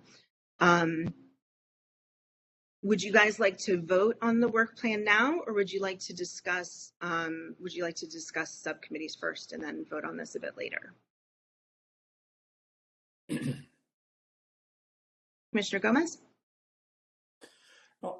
So, I mean, from just a process perspective, Mm-hmm. When you say vote, Chair, does that mean the subcommittee needs to approve it and then bring it to the commission at large, or? Yes. Okay. Yeah. All right. I mean, I suppose we don't have to vote, but it seems like a good way to, indicate that this was a group process. Right. Yeah, and then we'll vote again within the regular commission meeting. Everyone will vote whether or not to adopt it, and I'm sure there will be proposed amendments. Right. Yeah, so this sounds a bit silly, but I had made a point of telling you, Commissioner Gomez, that you weren't actually being counted as part of the subcommittee for attendance purposes when we started, and I feel bad now, leaving you out of the vote. I'm not quite sure how to address that. I don't know if you want to. No, Chair, I won't be offended. Right? But if I may, the reason why I asked the question that I did was. Again, unfortunately, I was not at the commission meeting when folks signed up to be part of the subcommittee meeting. And so we also have two commissioners that aren't present, right? And I think based on some of the discussions we've had thus far, there are only 7 of us. This is a very, very robust work plan. And I would just offer up that we'd be well served, I think, and I don't think there's a right or wrong answer here, but in terms of, for example, signing up for stewardship associated with a particular initiative, Mm-hmm. I think as opposed to, for example, doing that right here and now at this particular session, and then handing leftover initiatives, if you will, for the other. Let me clarify. That was absolutely not my intent. I was actually disappointed that well, it didn't happen exactly like that with the last work plan. But I take your point absolutely, that nothing is being assigned here today or called dibs on, or binding dibs. That this was to gauge interest, so I had a sense that most things were covered, and could just kind of plan ahead. But absolutely, this will only be the stewardship question will be a clean slate with the entire commission all at once. Terrific. So yeah, I was just trying to gauge interest. Yeah, no, I don't want to exclude anyone, and there's no reason for any commissioner to be left out of participation because of them not being on the subcommittee. So no, absolutely. Well, yeah, thank you for that clarification, right? Because we're going to need all hands on deck. So. Yeah, no, exactly. Did you, in terms of this being a large, an extensive plan, did you have anything in mind that you wanted to try and trim, or was that not where you were going? No, that's not where I was going. Okay. With one possible exception, and that is, I think, in terms of TORCA 2.0, I just think that at least some of the research that I've done with folks that are very well versed on that particular program, it was a major undertaking. And there was also a lot of, for lack of a better term, political dynamics that came into play, et cetera. And consequently, I just think that with that on the list, I think we just need to acknowledge the prospect that this is something that could go beyond the confines of this year's work plan. Okay. Based on some of the dynamics, and look, I think it's terrific to have it on here and to start, but with the acknowledgement, we may need more time than this year's work plan. So. Right. Okay. Yes, Vice Chair Marosco. So I'm wondering if you're going to call for public input. That's a great idea. Before we vote, that's a great idea.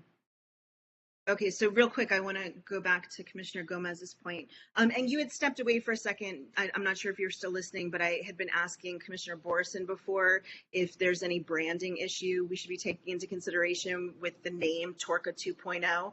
Is there, I don't have history with it. Is that a generally accepted name for the concept? Is there better terminology to use? Is this, does this have unnecessary baggage because it was a previously existing program? Is there an underlying concept that we could refer to instead? Well, I think it's a great question, and everything that I've heard, it was a successful program and one that was very favorably viewed. And so I don't believe there's any, based in terms of the input that I've received, I don't think that there's any controversy in any way, shape, or form associated with the name. I was just implying it was a long, winding road to get there. Right. And I think the fact that it is viewed favorably could, for all practical purposes, translate to there not being the same level of complexity, controversy, if you will, to get there, and it may very well be doable in the time frame that we're looking at. But okay. But I do think we just need to be a bit cautious in terms of going into this with our eyes wide open, that it could be a bit more elongated. That's all. Sure. I'll just say one thing more, and then Vice Chair Marosco. We are looking at exploring it. Again, we, as nice as it would be, the things on here that we're advising about are not things that we anticipate would be enacted by the end of the year as a result of our advice. So we can certainly begin exploring TORCA, knowing that it's probably a long haul and need to be continued on to the next work plan, and possibly after that. So so that's a good point. Vice Chair Marosco? With regard to branding, what does TORCA stand for? Commissioner Borison? Tenant Ownership Rights Charter Amendment. Now, when we move on with this project, and if you need to use different words. There's another, maybe the words used might change. So maybe like affordable ownership, something like that. So maybe you'll end up with a different group of letters, and you'll end up with a different word at the end of the day. Right. This is just a placeholder for now. Sure. It will change as we go on. Okay. Great. Now, let me ask again real quick, under item 5, Santa Monica Housing Commission, in particular, was there anything in there that I already have for 5.1A and B, which is fulfilling our advisory role to the city, that those are both, I put the time frame as October in my notes.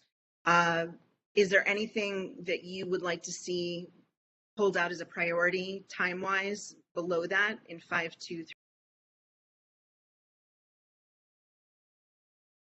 Yes, Vice Chair Roscoe. Revised mission statement. Okay, well, that is on the next agenda, although it might end up being tabled if the meeting runs long. But yes, that is on the next agenda for Thursday. Okay, anything else? Yes, Vice Chair Roscoe. Sorry, one more time. And the increased communication with City Council and Santa Monica Authority Board using item 13. Okay. Okay.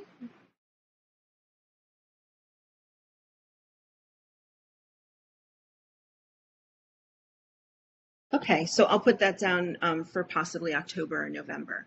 I'm trying to get the process for using that item. I've asked NOAA to let us know how that works. Okay. Okay, great. Now, public input was a great idea before we vote. So let's go ahead and open it up to public comments about this before we vote on adopting this as our final proposal for the work plan for the year to the entire Housing Commission on Thursday. So are there any public comments? Yes. Please go ahead.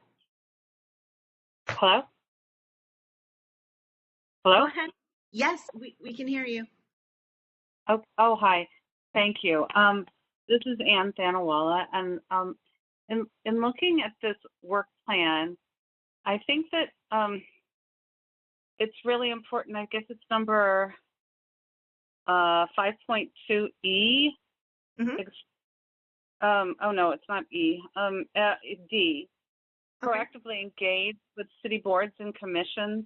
I received just minutes before this meeting an email from the Santa Monica for Renters' Rights talking about horrible opportunity or a horrible situation that would have occurred, that there's a plan to get rid of rent control. And, I completely discredit that whole scenario, that whole propaganda that's going out there. And it was also noted in the article in the Santa Monica Daily Press today, the candidates who are going to, make it onto the rent control board because there's really not there's no other choices. And they're all saying the same thing, and it's just false. And it's not okay to be trying to trick residents.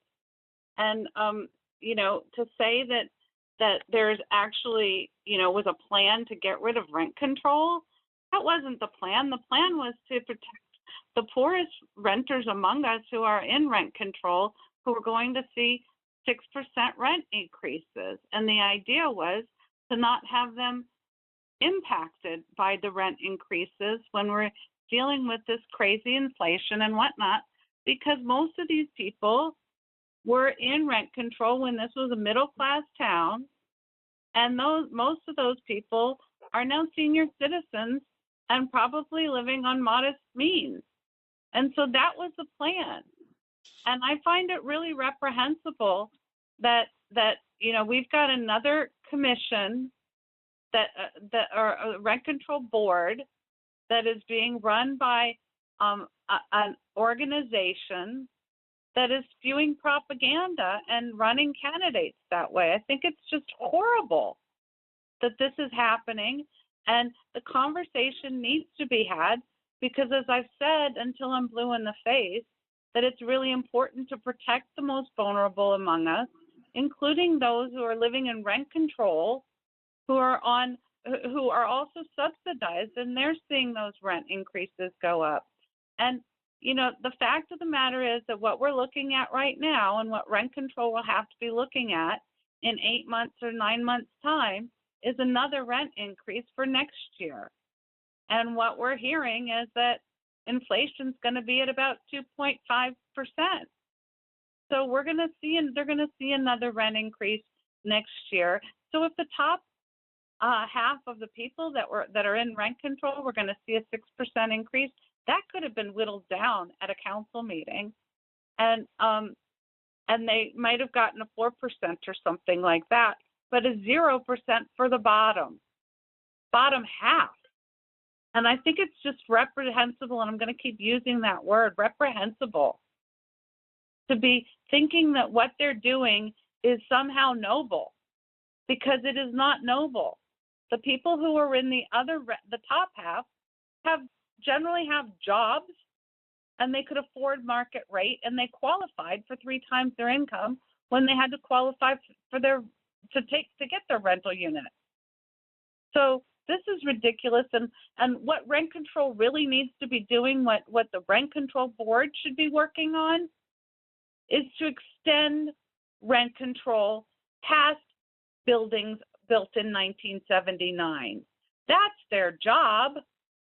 Not to keep targeting the poor old people in this city, the people who are already in the most vulnerable positions.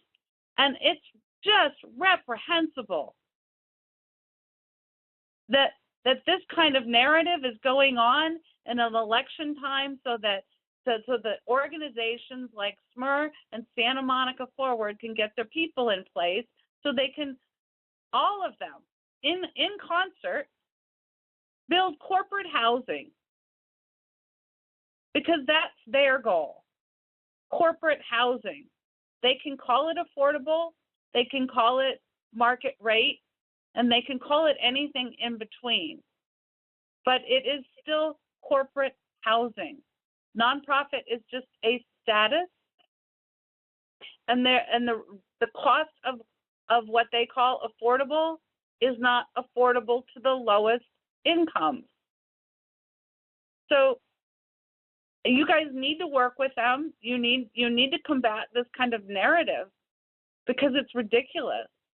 You know, going at 3% next year is going to be a 6% increase, yet you had the entire city council going on about, oh my God, what would happen if there was a 6% increase inflation high in 2025? Well, it wasn't about 20 to 25. It's about what's going to happen next year to the poorest of the poor. 3% this year, 2.5% next year. That's a 5.5% increase. But they didn't protect these people, and those people don't know how to protect themselves, and they'll be going quietly in the middle of the night, on the streets or whatever.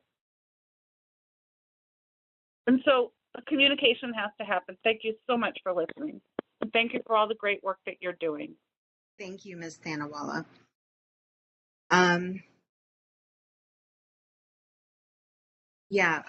Rent control, I believe, is not in our purview. But I also I believe that there's widespread support for it too. So I'm sorry to hear that that there's any fear mongering going on. Okay, are there any other public comments on the work plan before we vote? Any public comments?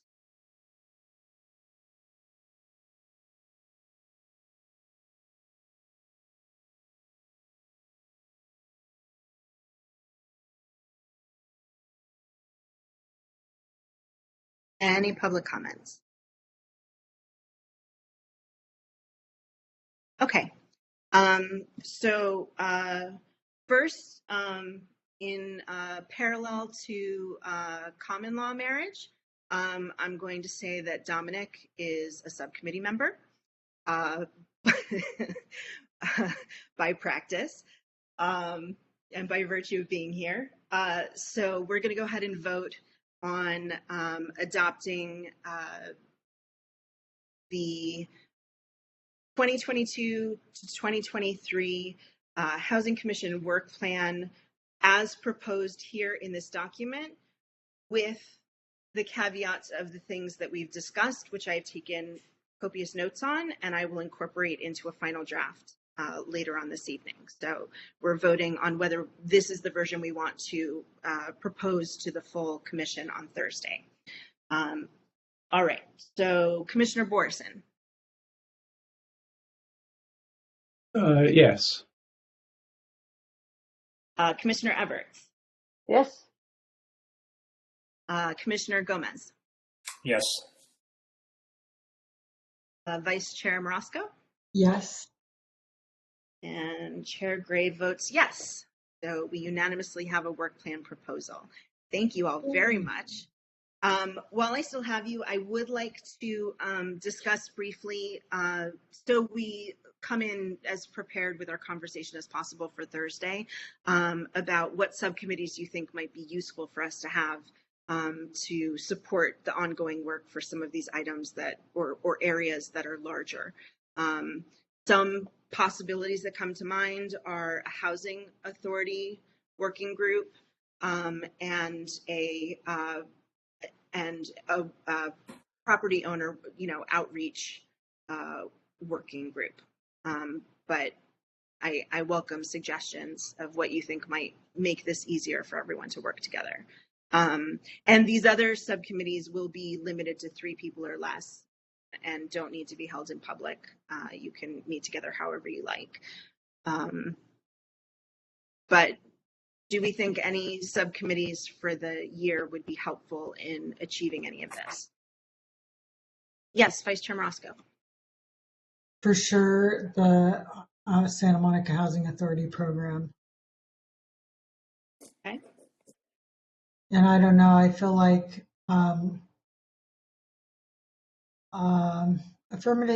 affirmatively furthering fair housing. I feel like affordable housing may be bigger than that. So how many subcommittees are you talking? How did teachers used to put it when you ask how long your essay should be? As long as it needs to be and not a sentence longer. So, I mean, literally, I could see a subcommittee for each item. Well, I should say that I don't think that it's very effective for us. Well, for the Housing Authority, that seems like a plausible subcommittee, but I don't think that every focus, some of them, the tasks being covered are so broad that I don't think that it would be suitable, for example, to have an affordable housing subcommittee. But it might be worthwhile to have a nonprofit housing provider. Oh, I see what you're saying. Yeah. Working on that, because that's a larger project. With subcommittee within this topic. Yeah. So I didn't mean okay. Oh, I see what you're saying. Yeah. So, and again, I can look into it. I mean, it may be a working group instead of a subcommittee. I don't know what we'll call it, but we might want to designate some sub bodies, in order to keep a little structure and help people work together on some of the larger items. So looking at the plan, it looks like some of the larger items that will operate across multiple agendas include the nonprofit housing providers,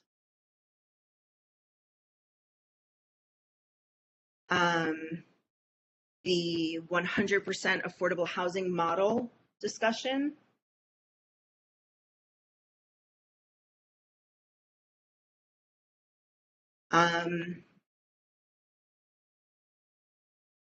There could be one subcommittee unless one person or two people decide that they want to do this themselves. But in terms of identifying possible funding for any and all of these, that may be something that someone with an interest in that kind of research would just want to do across the board. I wasn't necessarily looking at you, Vice Chair Morosco, although you're very good at that research. Okay, let's see. Staff is a big issue, but that's pretty much taken care of at this point. What remains is for us to make our recommendations. Okay, outreach to property owners, educational outreach to property owners. That seems like a large and ongoing item.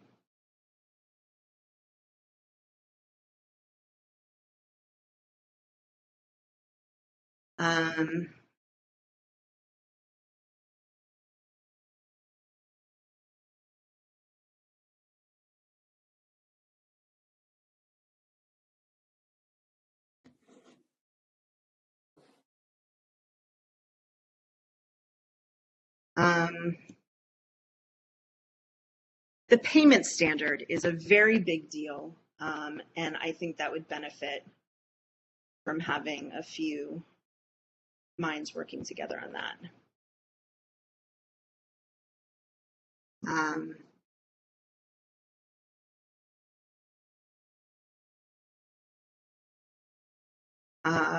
Home ownership, maybe.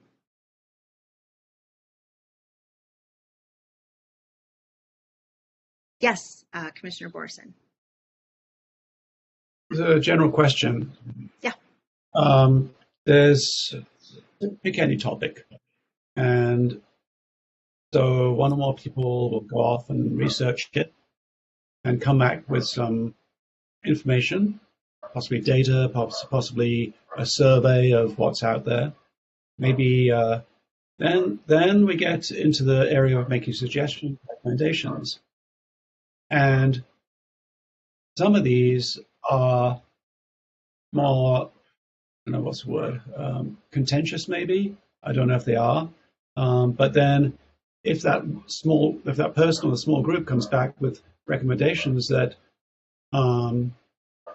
seem problematic to others on the commission, then you'll have a situation where the person who's done the work is saying, well, we should go down this route here.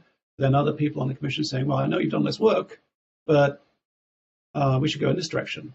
And so then we have this, you go away in a closet, you do your work, you come out, and then everyone else sees it, and they're like, whoa, I didn't expect that at all.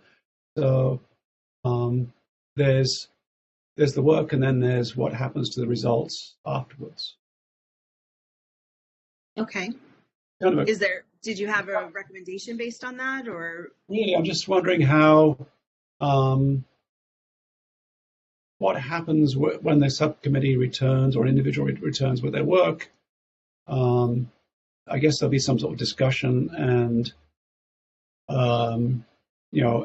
acceptance or modification or rejection of that work in some way. And there shouldn't be any, shouldn't necessarily get upset about that, but I'm just trying to clarify what happens when the work is done. And I assume that the person doing the work will keep everyone else in the loop after the work is done, so that there's not a big surprise at the end of the day about where it's been going, what the direction is. Right. So I think that for any subcommittees, that there would be an opportunity at every meeting for them to give a report or an update, nothing formal, but just letting us know where they're at in the process. And once a subcommittee has completed the work that they were working on and has a recommendation or a request for more information or would like to see something voted on, then that would also be agendized and that would be discussed and voted on. And it's possible that, as you said, there are a variety of possible consequences to that. You could have a subcommittee that makes a recommendation, it's voted to support unanimously, and then that goes on to become the advice to the city council. You could also have a subcommittee come and bring, on the far other end of the spectrum, a subcommittee come and make recommendations that everybody else disagrees with. You have a lively discussion that may or may not be fully contained in a single meeting. And people who disagree with the recommendations may ask the subcommittee to go back and investigate some avenue further. If there really is no, no consensus, then it would be a matter of putting it to a vote, and modifying, with proposed amendments and things like that. But ultimately an up or down vote. I mean, a subcommittee doesn't control, but it's certainly, people tend to gravitate to the things that interest them and or that they, have some experience in. And so I feel confident that our subcommittees will be or soon be subject expert matters in the things that they're looking into. So I anticipate us relying well on subcommittee recommendations, but yes, there could always be disagreement. Did you have a particular issue in mind that you were concerned about, or? No, it's just a general, Okay. general. Yeah. Okay. Yeah, no, it really is a collaborative process. So the subcommittee, yeah, I mean, the very first thing the subcommittee is doing is teaching the rest of us what we need to know that's important about the subject at hand. Okay, so I wrote down a couple notes about possible subcommittees. I have a Santa Monica Housing Authority subcommittee, a nonprofit, and this isn't necessarily what their names will be, a nonprofit housing provider subcommittee, dealing just with that assessment, 100% affordable housing model subcommittee, outreach to property owners subcommittee, payment standards subcommittee, and a home ownership subcommittee. It's also possible to have, we could have a housing commission subcommittee related to, improving things about the body, governing documents, things like that, or that could just be, left up to the whole commission. Do you guys have any thoughts about which of these sound like they might be? Again, this is not binding. We'll discuss this on Thursday, but I'd like to go in with our recommendations because we're the most familiar with the plan, about what subcommittees we think would be useful. Yes, Commissioner Borison. I have a particular interest in the home ownership, and I have some interest in the what is it? The 100% affordable housing. I'm not quite sure what it was now. You said the 100% affordable housing? Well, it's where is it now? Affordable housing, assessed value for money. That sort of. Okay, so the nonprofit assessment of the nonprofit providers. I would be. I'm interested in it, but I'm not quite sure of my, abilities in that area. But I'm interested to take a look at it. But the home ownership, I feel more confident about being able to, take a lead on that. Now, not to put you on the spot, but do I understand correctly that that you're good with finances? That you might be an asset in a discussion about payment standard increases? Possible. I mean, it's been a while, but I could help. Okay. So possibly, yes. Okay, that's good to know. Okay, anybody else? Ones that you think are important or not important that we can knock off the list?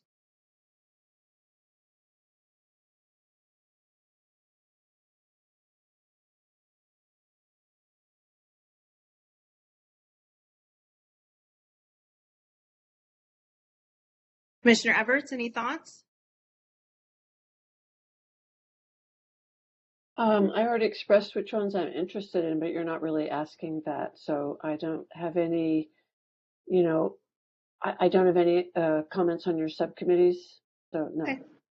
Okay.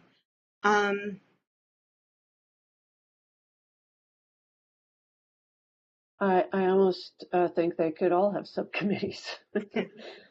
Okay. Well, sure. I'll just bring that up to the whole commission on Thursday, and we can discuss which ones we think are important. Yes, Commissioner Gomez. Yeah, Chair, just to, when you had asked the question earlier, in terms of making this a working document that we would be able to provide input to, so it would be dynamic, which is great. And you asked what additional columns or additions we want to add. I just remembered one that I think will have or should have an impact on the subcommittees themselves. And more specifically, we need to identify who the stakeholders are, right? Thank you. I thought there were a few more columns. Yeah, stakeholders. Yeah. And I bring that up because I think it's absolutely critical in terms of looking at that where there's commonality. And what I'm thinking here is, and I don't mean this as a criticism necessarily, but it's been challenging in some instances to work with the staff for a variety of reasons. And I just think it's important that we consolidate to the degree possible who's interacting with the staff so that we don't have a lot of folks that are doing that and it becomes unwieldy. Right. And could, for all practical purposes, inhibit our interactions. And so, again, I think by looking at the stakeholders involved, that may help refine our thinking around how many subcommittees we have and who should be on them. So. Okay, and in terms of stakeholders, you're not talking about individuals for the most part, right? You're talking about bodies. Like if something we wanted, yeah, okay. Yeah, correct, right? Okay. That's a great question. I'm thinking more in terms of organizations than individuals per se, right? Okay. And kind of said differently, if there's centricity associated with working with the housing authority, right? I think to the degree we could conceivably categorize them accordingly so that we're interacting with them with common players, it would probably help our cause. Okay. I don't know if I'm making myself clear, but well, I'm not sure how that relates to the stakeholders column. I hear what you're saying. Well, about, what I mean by that is that so we're going to have stewards and then there's stakeholder groups that we're going to work with. Mm-hmm. Case in point, housing providers, right? Right. We don't want 3 different subcommittees with 3 different people trying to interact, I would believe, with housing providers. It's just too confusing. Right. To the degree, again, there could be commonality in terms of categorizing initiatives. So we can just identify where those overlaps would happen and appoint someone so there's no overlap. Yeah, to be just so that we're mindful of that. Yeah, right. That's a great idea. And to Commissioner Everett's point earlier, would you like to, for the live document, for the working dashboard, Commissioner Everett, do you think a product column would be useful? Very, very much, yes. Great. And do we think a resources column would be useful? I'm thinking that people, especially for people who are not the ones working on it, we may know, for example, whoever works on figuring out what our documents are that we should definitely be looped in on. I want to make sure that whoever works on that knows that a key source of that information will be looking at previous agendas. So if we already know of a study or a body to refer to, or just under resources, I thought that might be useful to share with other people if you're aware of something that could help them in terms of where to go to get information that they needed. Could I ask a question about all these columns and all these Sure. cost links and everything? Is this document, the work plan draft with all the columns going live, is it going to be a public? Everybody in the world is going to get to see it? We can discuss that, but that was the original idea. Yes, we'd like to increase our own transparency. So that when we put up resources, anybody else can see those resources? Yes, and again, resource will be something, well, that's a good point. Resource might be the name of a lawyer, for example. So maybe not all resources. That is a good question as to whether that should be public. I suppose if we wanted to keep that column and have it be public, anyone who wanted to put down a potentially sensitive resource could just contact people directly instead of putting it there. I mean, again, this isn't binding. It's just meant to be helpful for people who might not know where to start. It's like an informational version of stakeholders. I mean, I agree. I think being transparent is important, but as a working document, as we go forward and do research or have draft recommendations as we're thinking about it and discussing it as a body, I think we need to be kind of careful about being transparent about all of it until we know what we're actually recommending, perhaps. Just a thought. Sure. That's a very good point.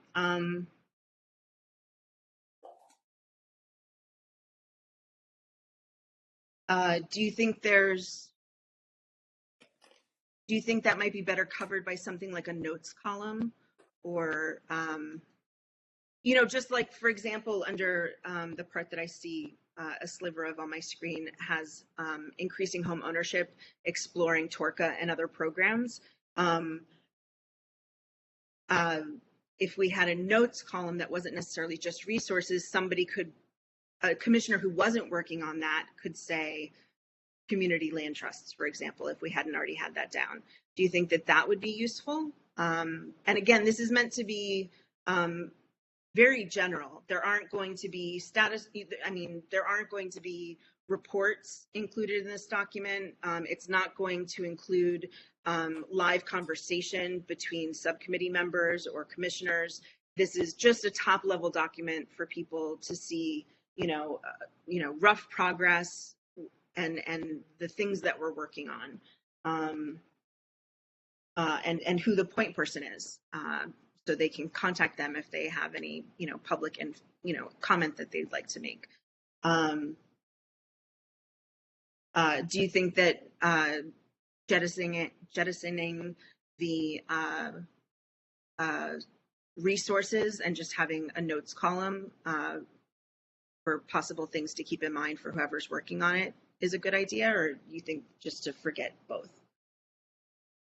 I'm just thinking about it. It's an interesting problem. How much of what work in progress do we want to share publicly? And if we don't share it publicly, how do we share it amongst ourselves? I don't know. It's just a logistics question. Right. I'm not sure what I think about any of it. Sorry. Just Okay. a question. Anybody else have any thoughts about this issue of transparency versus not needing to, see all the sausage as it's being made? Yes, Commissioner Gomez. So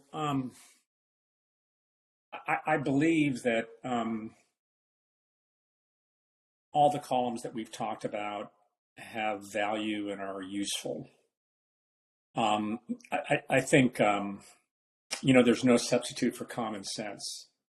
And so I just think that I think it's a great question, right, in terms of what to include, what not to include. And I just think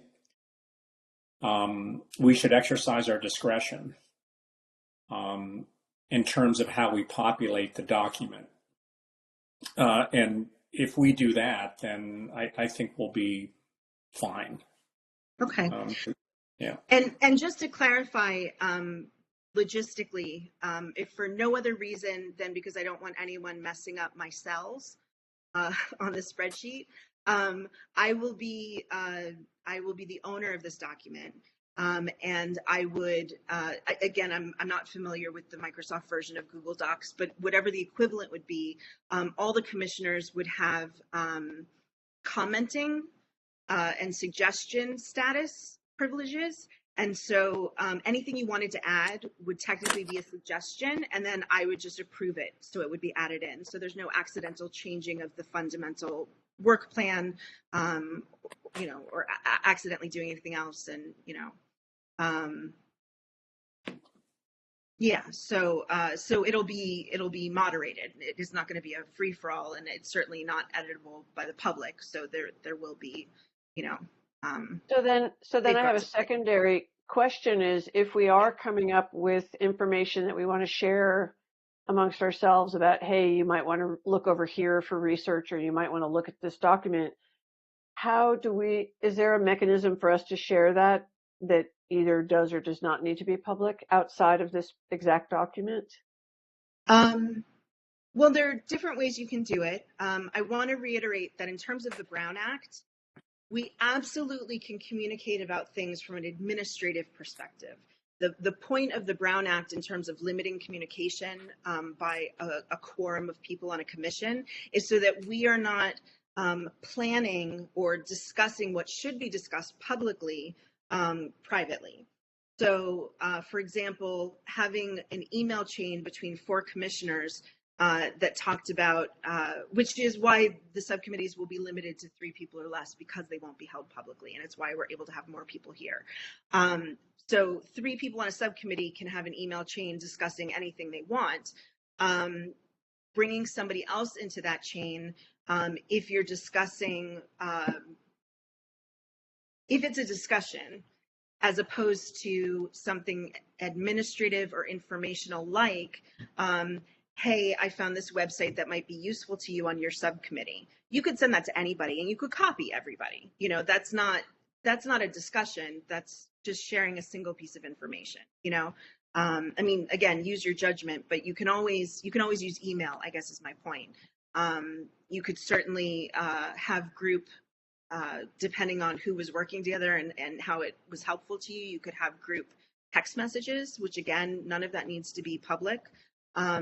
Although keep in mind that city emails are subject to public records requests. So those are part of the public record, even if they're, somebody has to request them to see them. But yeah, I mean, if you were talking about like a certain platform where people, had like chat features, I don't know something I'd recommend off the top of my head, but I would think first and foremost, probably email and possibly, group text in addition to phone calls. Okay, it's an interesting dilemma, but I appreciate transparency and having everything open to the public as much as possible. So just a different way of doing committee work, I guess. It's good though. Thank you. Sure. Well, I'm sorry, were you saying that you'd like to see that kind of communication among individual commissioners be more transparent, or that the document we're talking about now is a good level of transparency? I think the document we're talking about now is fantastic. I love it. And I'm just sort of thinking about how do we move forward publicly. So I'm just thinking about it. But no, I think the existing document with maybe one more column for stewards and stakeholders, or I'm sorry, 2 more, and product is great. And beyond that, I don't think we need to have more, I think that's great though. Okay. Thank you. Thank you. Yeah, right now we have additional columns of stakeholders, product, steward, and status, not in that order necessarily, and possibly notes, which I think may be helpful, and obviously use your discretion. I think the notes will be, limited. It's not meant to be a conversation. Again, if somebody else is working on something that I know a lot about, it's equivalent to the resources that way the public, if they're interested in looking into this themselves, they would also know what we, would consider to be a major resource, like, for example, a nonprofit organization. But it wouldn't be conversational. Okay, any other comments or questions about the way that'll work? Now that we're talking about it, I just want to say, in thinking about it, I think the more open and the more information we can share with everybody in the world is great. So I was just thinking about it, but I think it's really good to share all of it. It, you know, keeps us honest and shares a lot of resources. So I just was thinking about it. Thank you for Sure. tolerating my musing. Sorry. No, that's okay. It's a working group. We're thinking and working as we go. Okay, so possibly a note section, and it sounds like what you're saying is that you'd like to see us use that more than less, perhaps, or even under status. I mean, Commissioner Gomez and I hadn't discussed this, you know, if we're going to look at that from a percentage point of view, or, you know, beginning in process completed, or if it's actually saying, you know, we've done this so far, you know, like a sentence or a list of things that have been done. So that's a question in terms of status, how detailed you want that to be. But I guess that's an opportunity to be more transparent if you wanted to add more information to that. Did you have any thoughts about that? Commissioner Gomez? Yeah, I mean, I think the status column is going to get, without a doubt, the most play, right? Because that's what we'll be updating on a regular basis in terms of how we're faring with these various initiatives. So, yeah, I mean, I think that's where we're going to spend, you know, a good portion of our time in terms of upgrading the document. And how do you see the status column? What kind of information what's the model that you think would be most? Well, you know, I really think it's situational, you know, based on what the particular initiative is, but I would suspect that it will include, I mean, and it should include significant milestones that have been accomplished. And I think there's been a good, robust discussion around product, right? And, you know, the status will be what milestones are being met relative to the, you know, the end goal or the end product. And I like that because we're defining what we're trying to accomplish here. Right. So there's that. And when I say milestone, of course, it's what and when it was accomplished, right? And to some degree, what else needs to be done to accomplish the end state of the initiative. Okay, so you see this as an open text field. Yeah, I just don't think we want to be so structured and so regimented here. It just should be milestone oriented. Okay. Anybody else have any thoughts on that, or?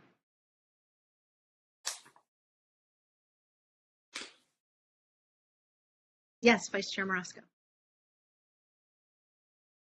I agree with Commissioner Gomez. Thank you. Okay.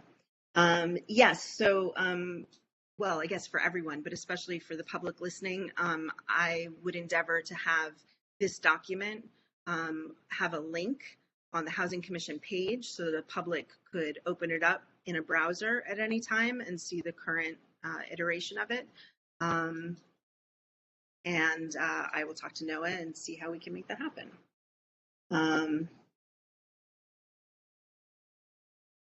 Is there anything else that you guys, any suggestions or anything you want to talk about in terms of proposing this to the whole Housing Commission before we wrap up? I don't think we necessarily need any other documents than the work plan itself. Unless you think there's something that we should, you know, that we would want to show to them.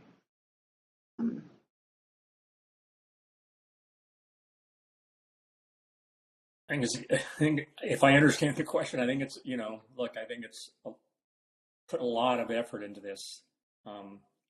It's a terrific product. Okay. I think we present what, you know, what we discussed this evening. Okay, great. Sorry, part of me is still in agenda mode. I'm working on 4 Housing Commission, well, 3 or 4 housing commission meetings at one time. And so up until right before we started, I was still corresponding with Noah about attachments for Thursday. So I was thinking in terms of something, but this is plenty of an attachment by itself. So before we go, I just want to ask again if there are any other comments from the public.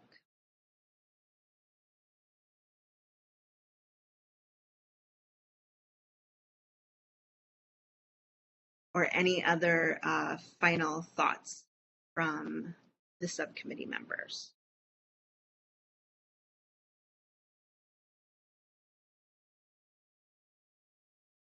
Okay. Well, thank you all so much. The entire subcommittee, you guys have been fantastic. I'm really pleased with what we came up with. And thank you to all of the members of the public who have sat in with us and shared their comments and their questions. They've been really valuable in helping us shape this work plan. So if there's nothing else, then we will have a regular Housing Commission meeting on Thursday, September 1st. It will be a big one. We have, as a reminder, we have Alex Elliott, the Disabilities Commission Chair, joining us for a conversation. Then we have invited 1,600 plus households to join us for a conversation about the RAB. Then we will propose the work plan, and then we have a couple other items on the agenda. I also wanted to announce that we have confirmed Demetria McCain as HUD Secretary Demetria McCain as a special guest speaker on a special. She'll be speaking at a special meeting of the Housing Commission on September 15th. So everyone mark your calendars. It should be a really great conversation, and we're very lucky to have her. And great thanks to Vice Chair Marasco for making that possible. Okay, if that's it, I think we are adjourned. Everyone have a lovely evening. Thank you again for all your hard work. Good night. Thank you so much, Chair Gray, for creating that. It was really great. Thank you. Yes, thank you. Good night. Hard work. Good night. Good night.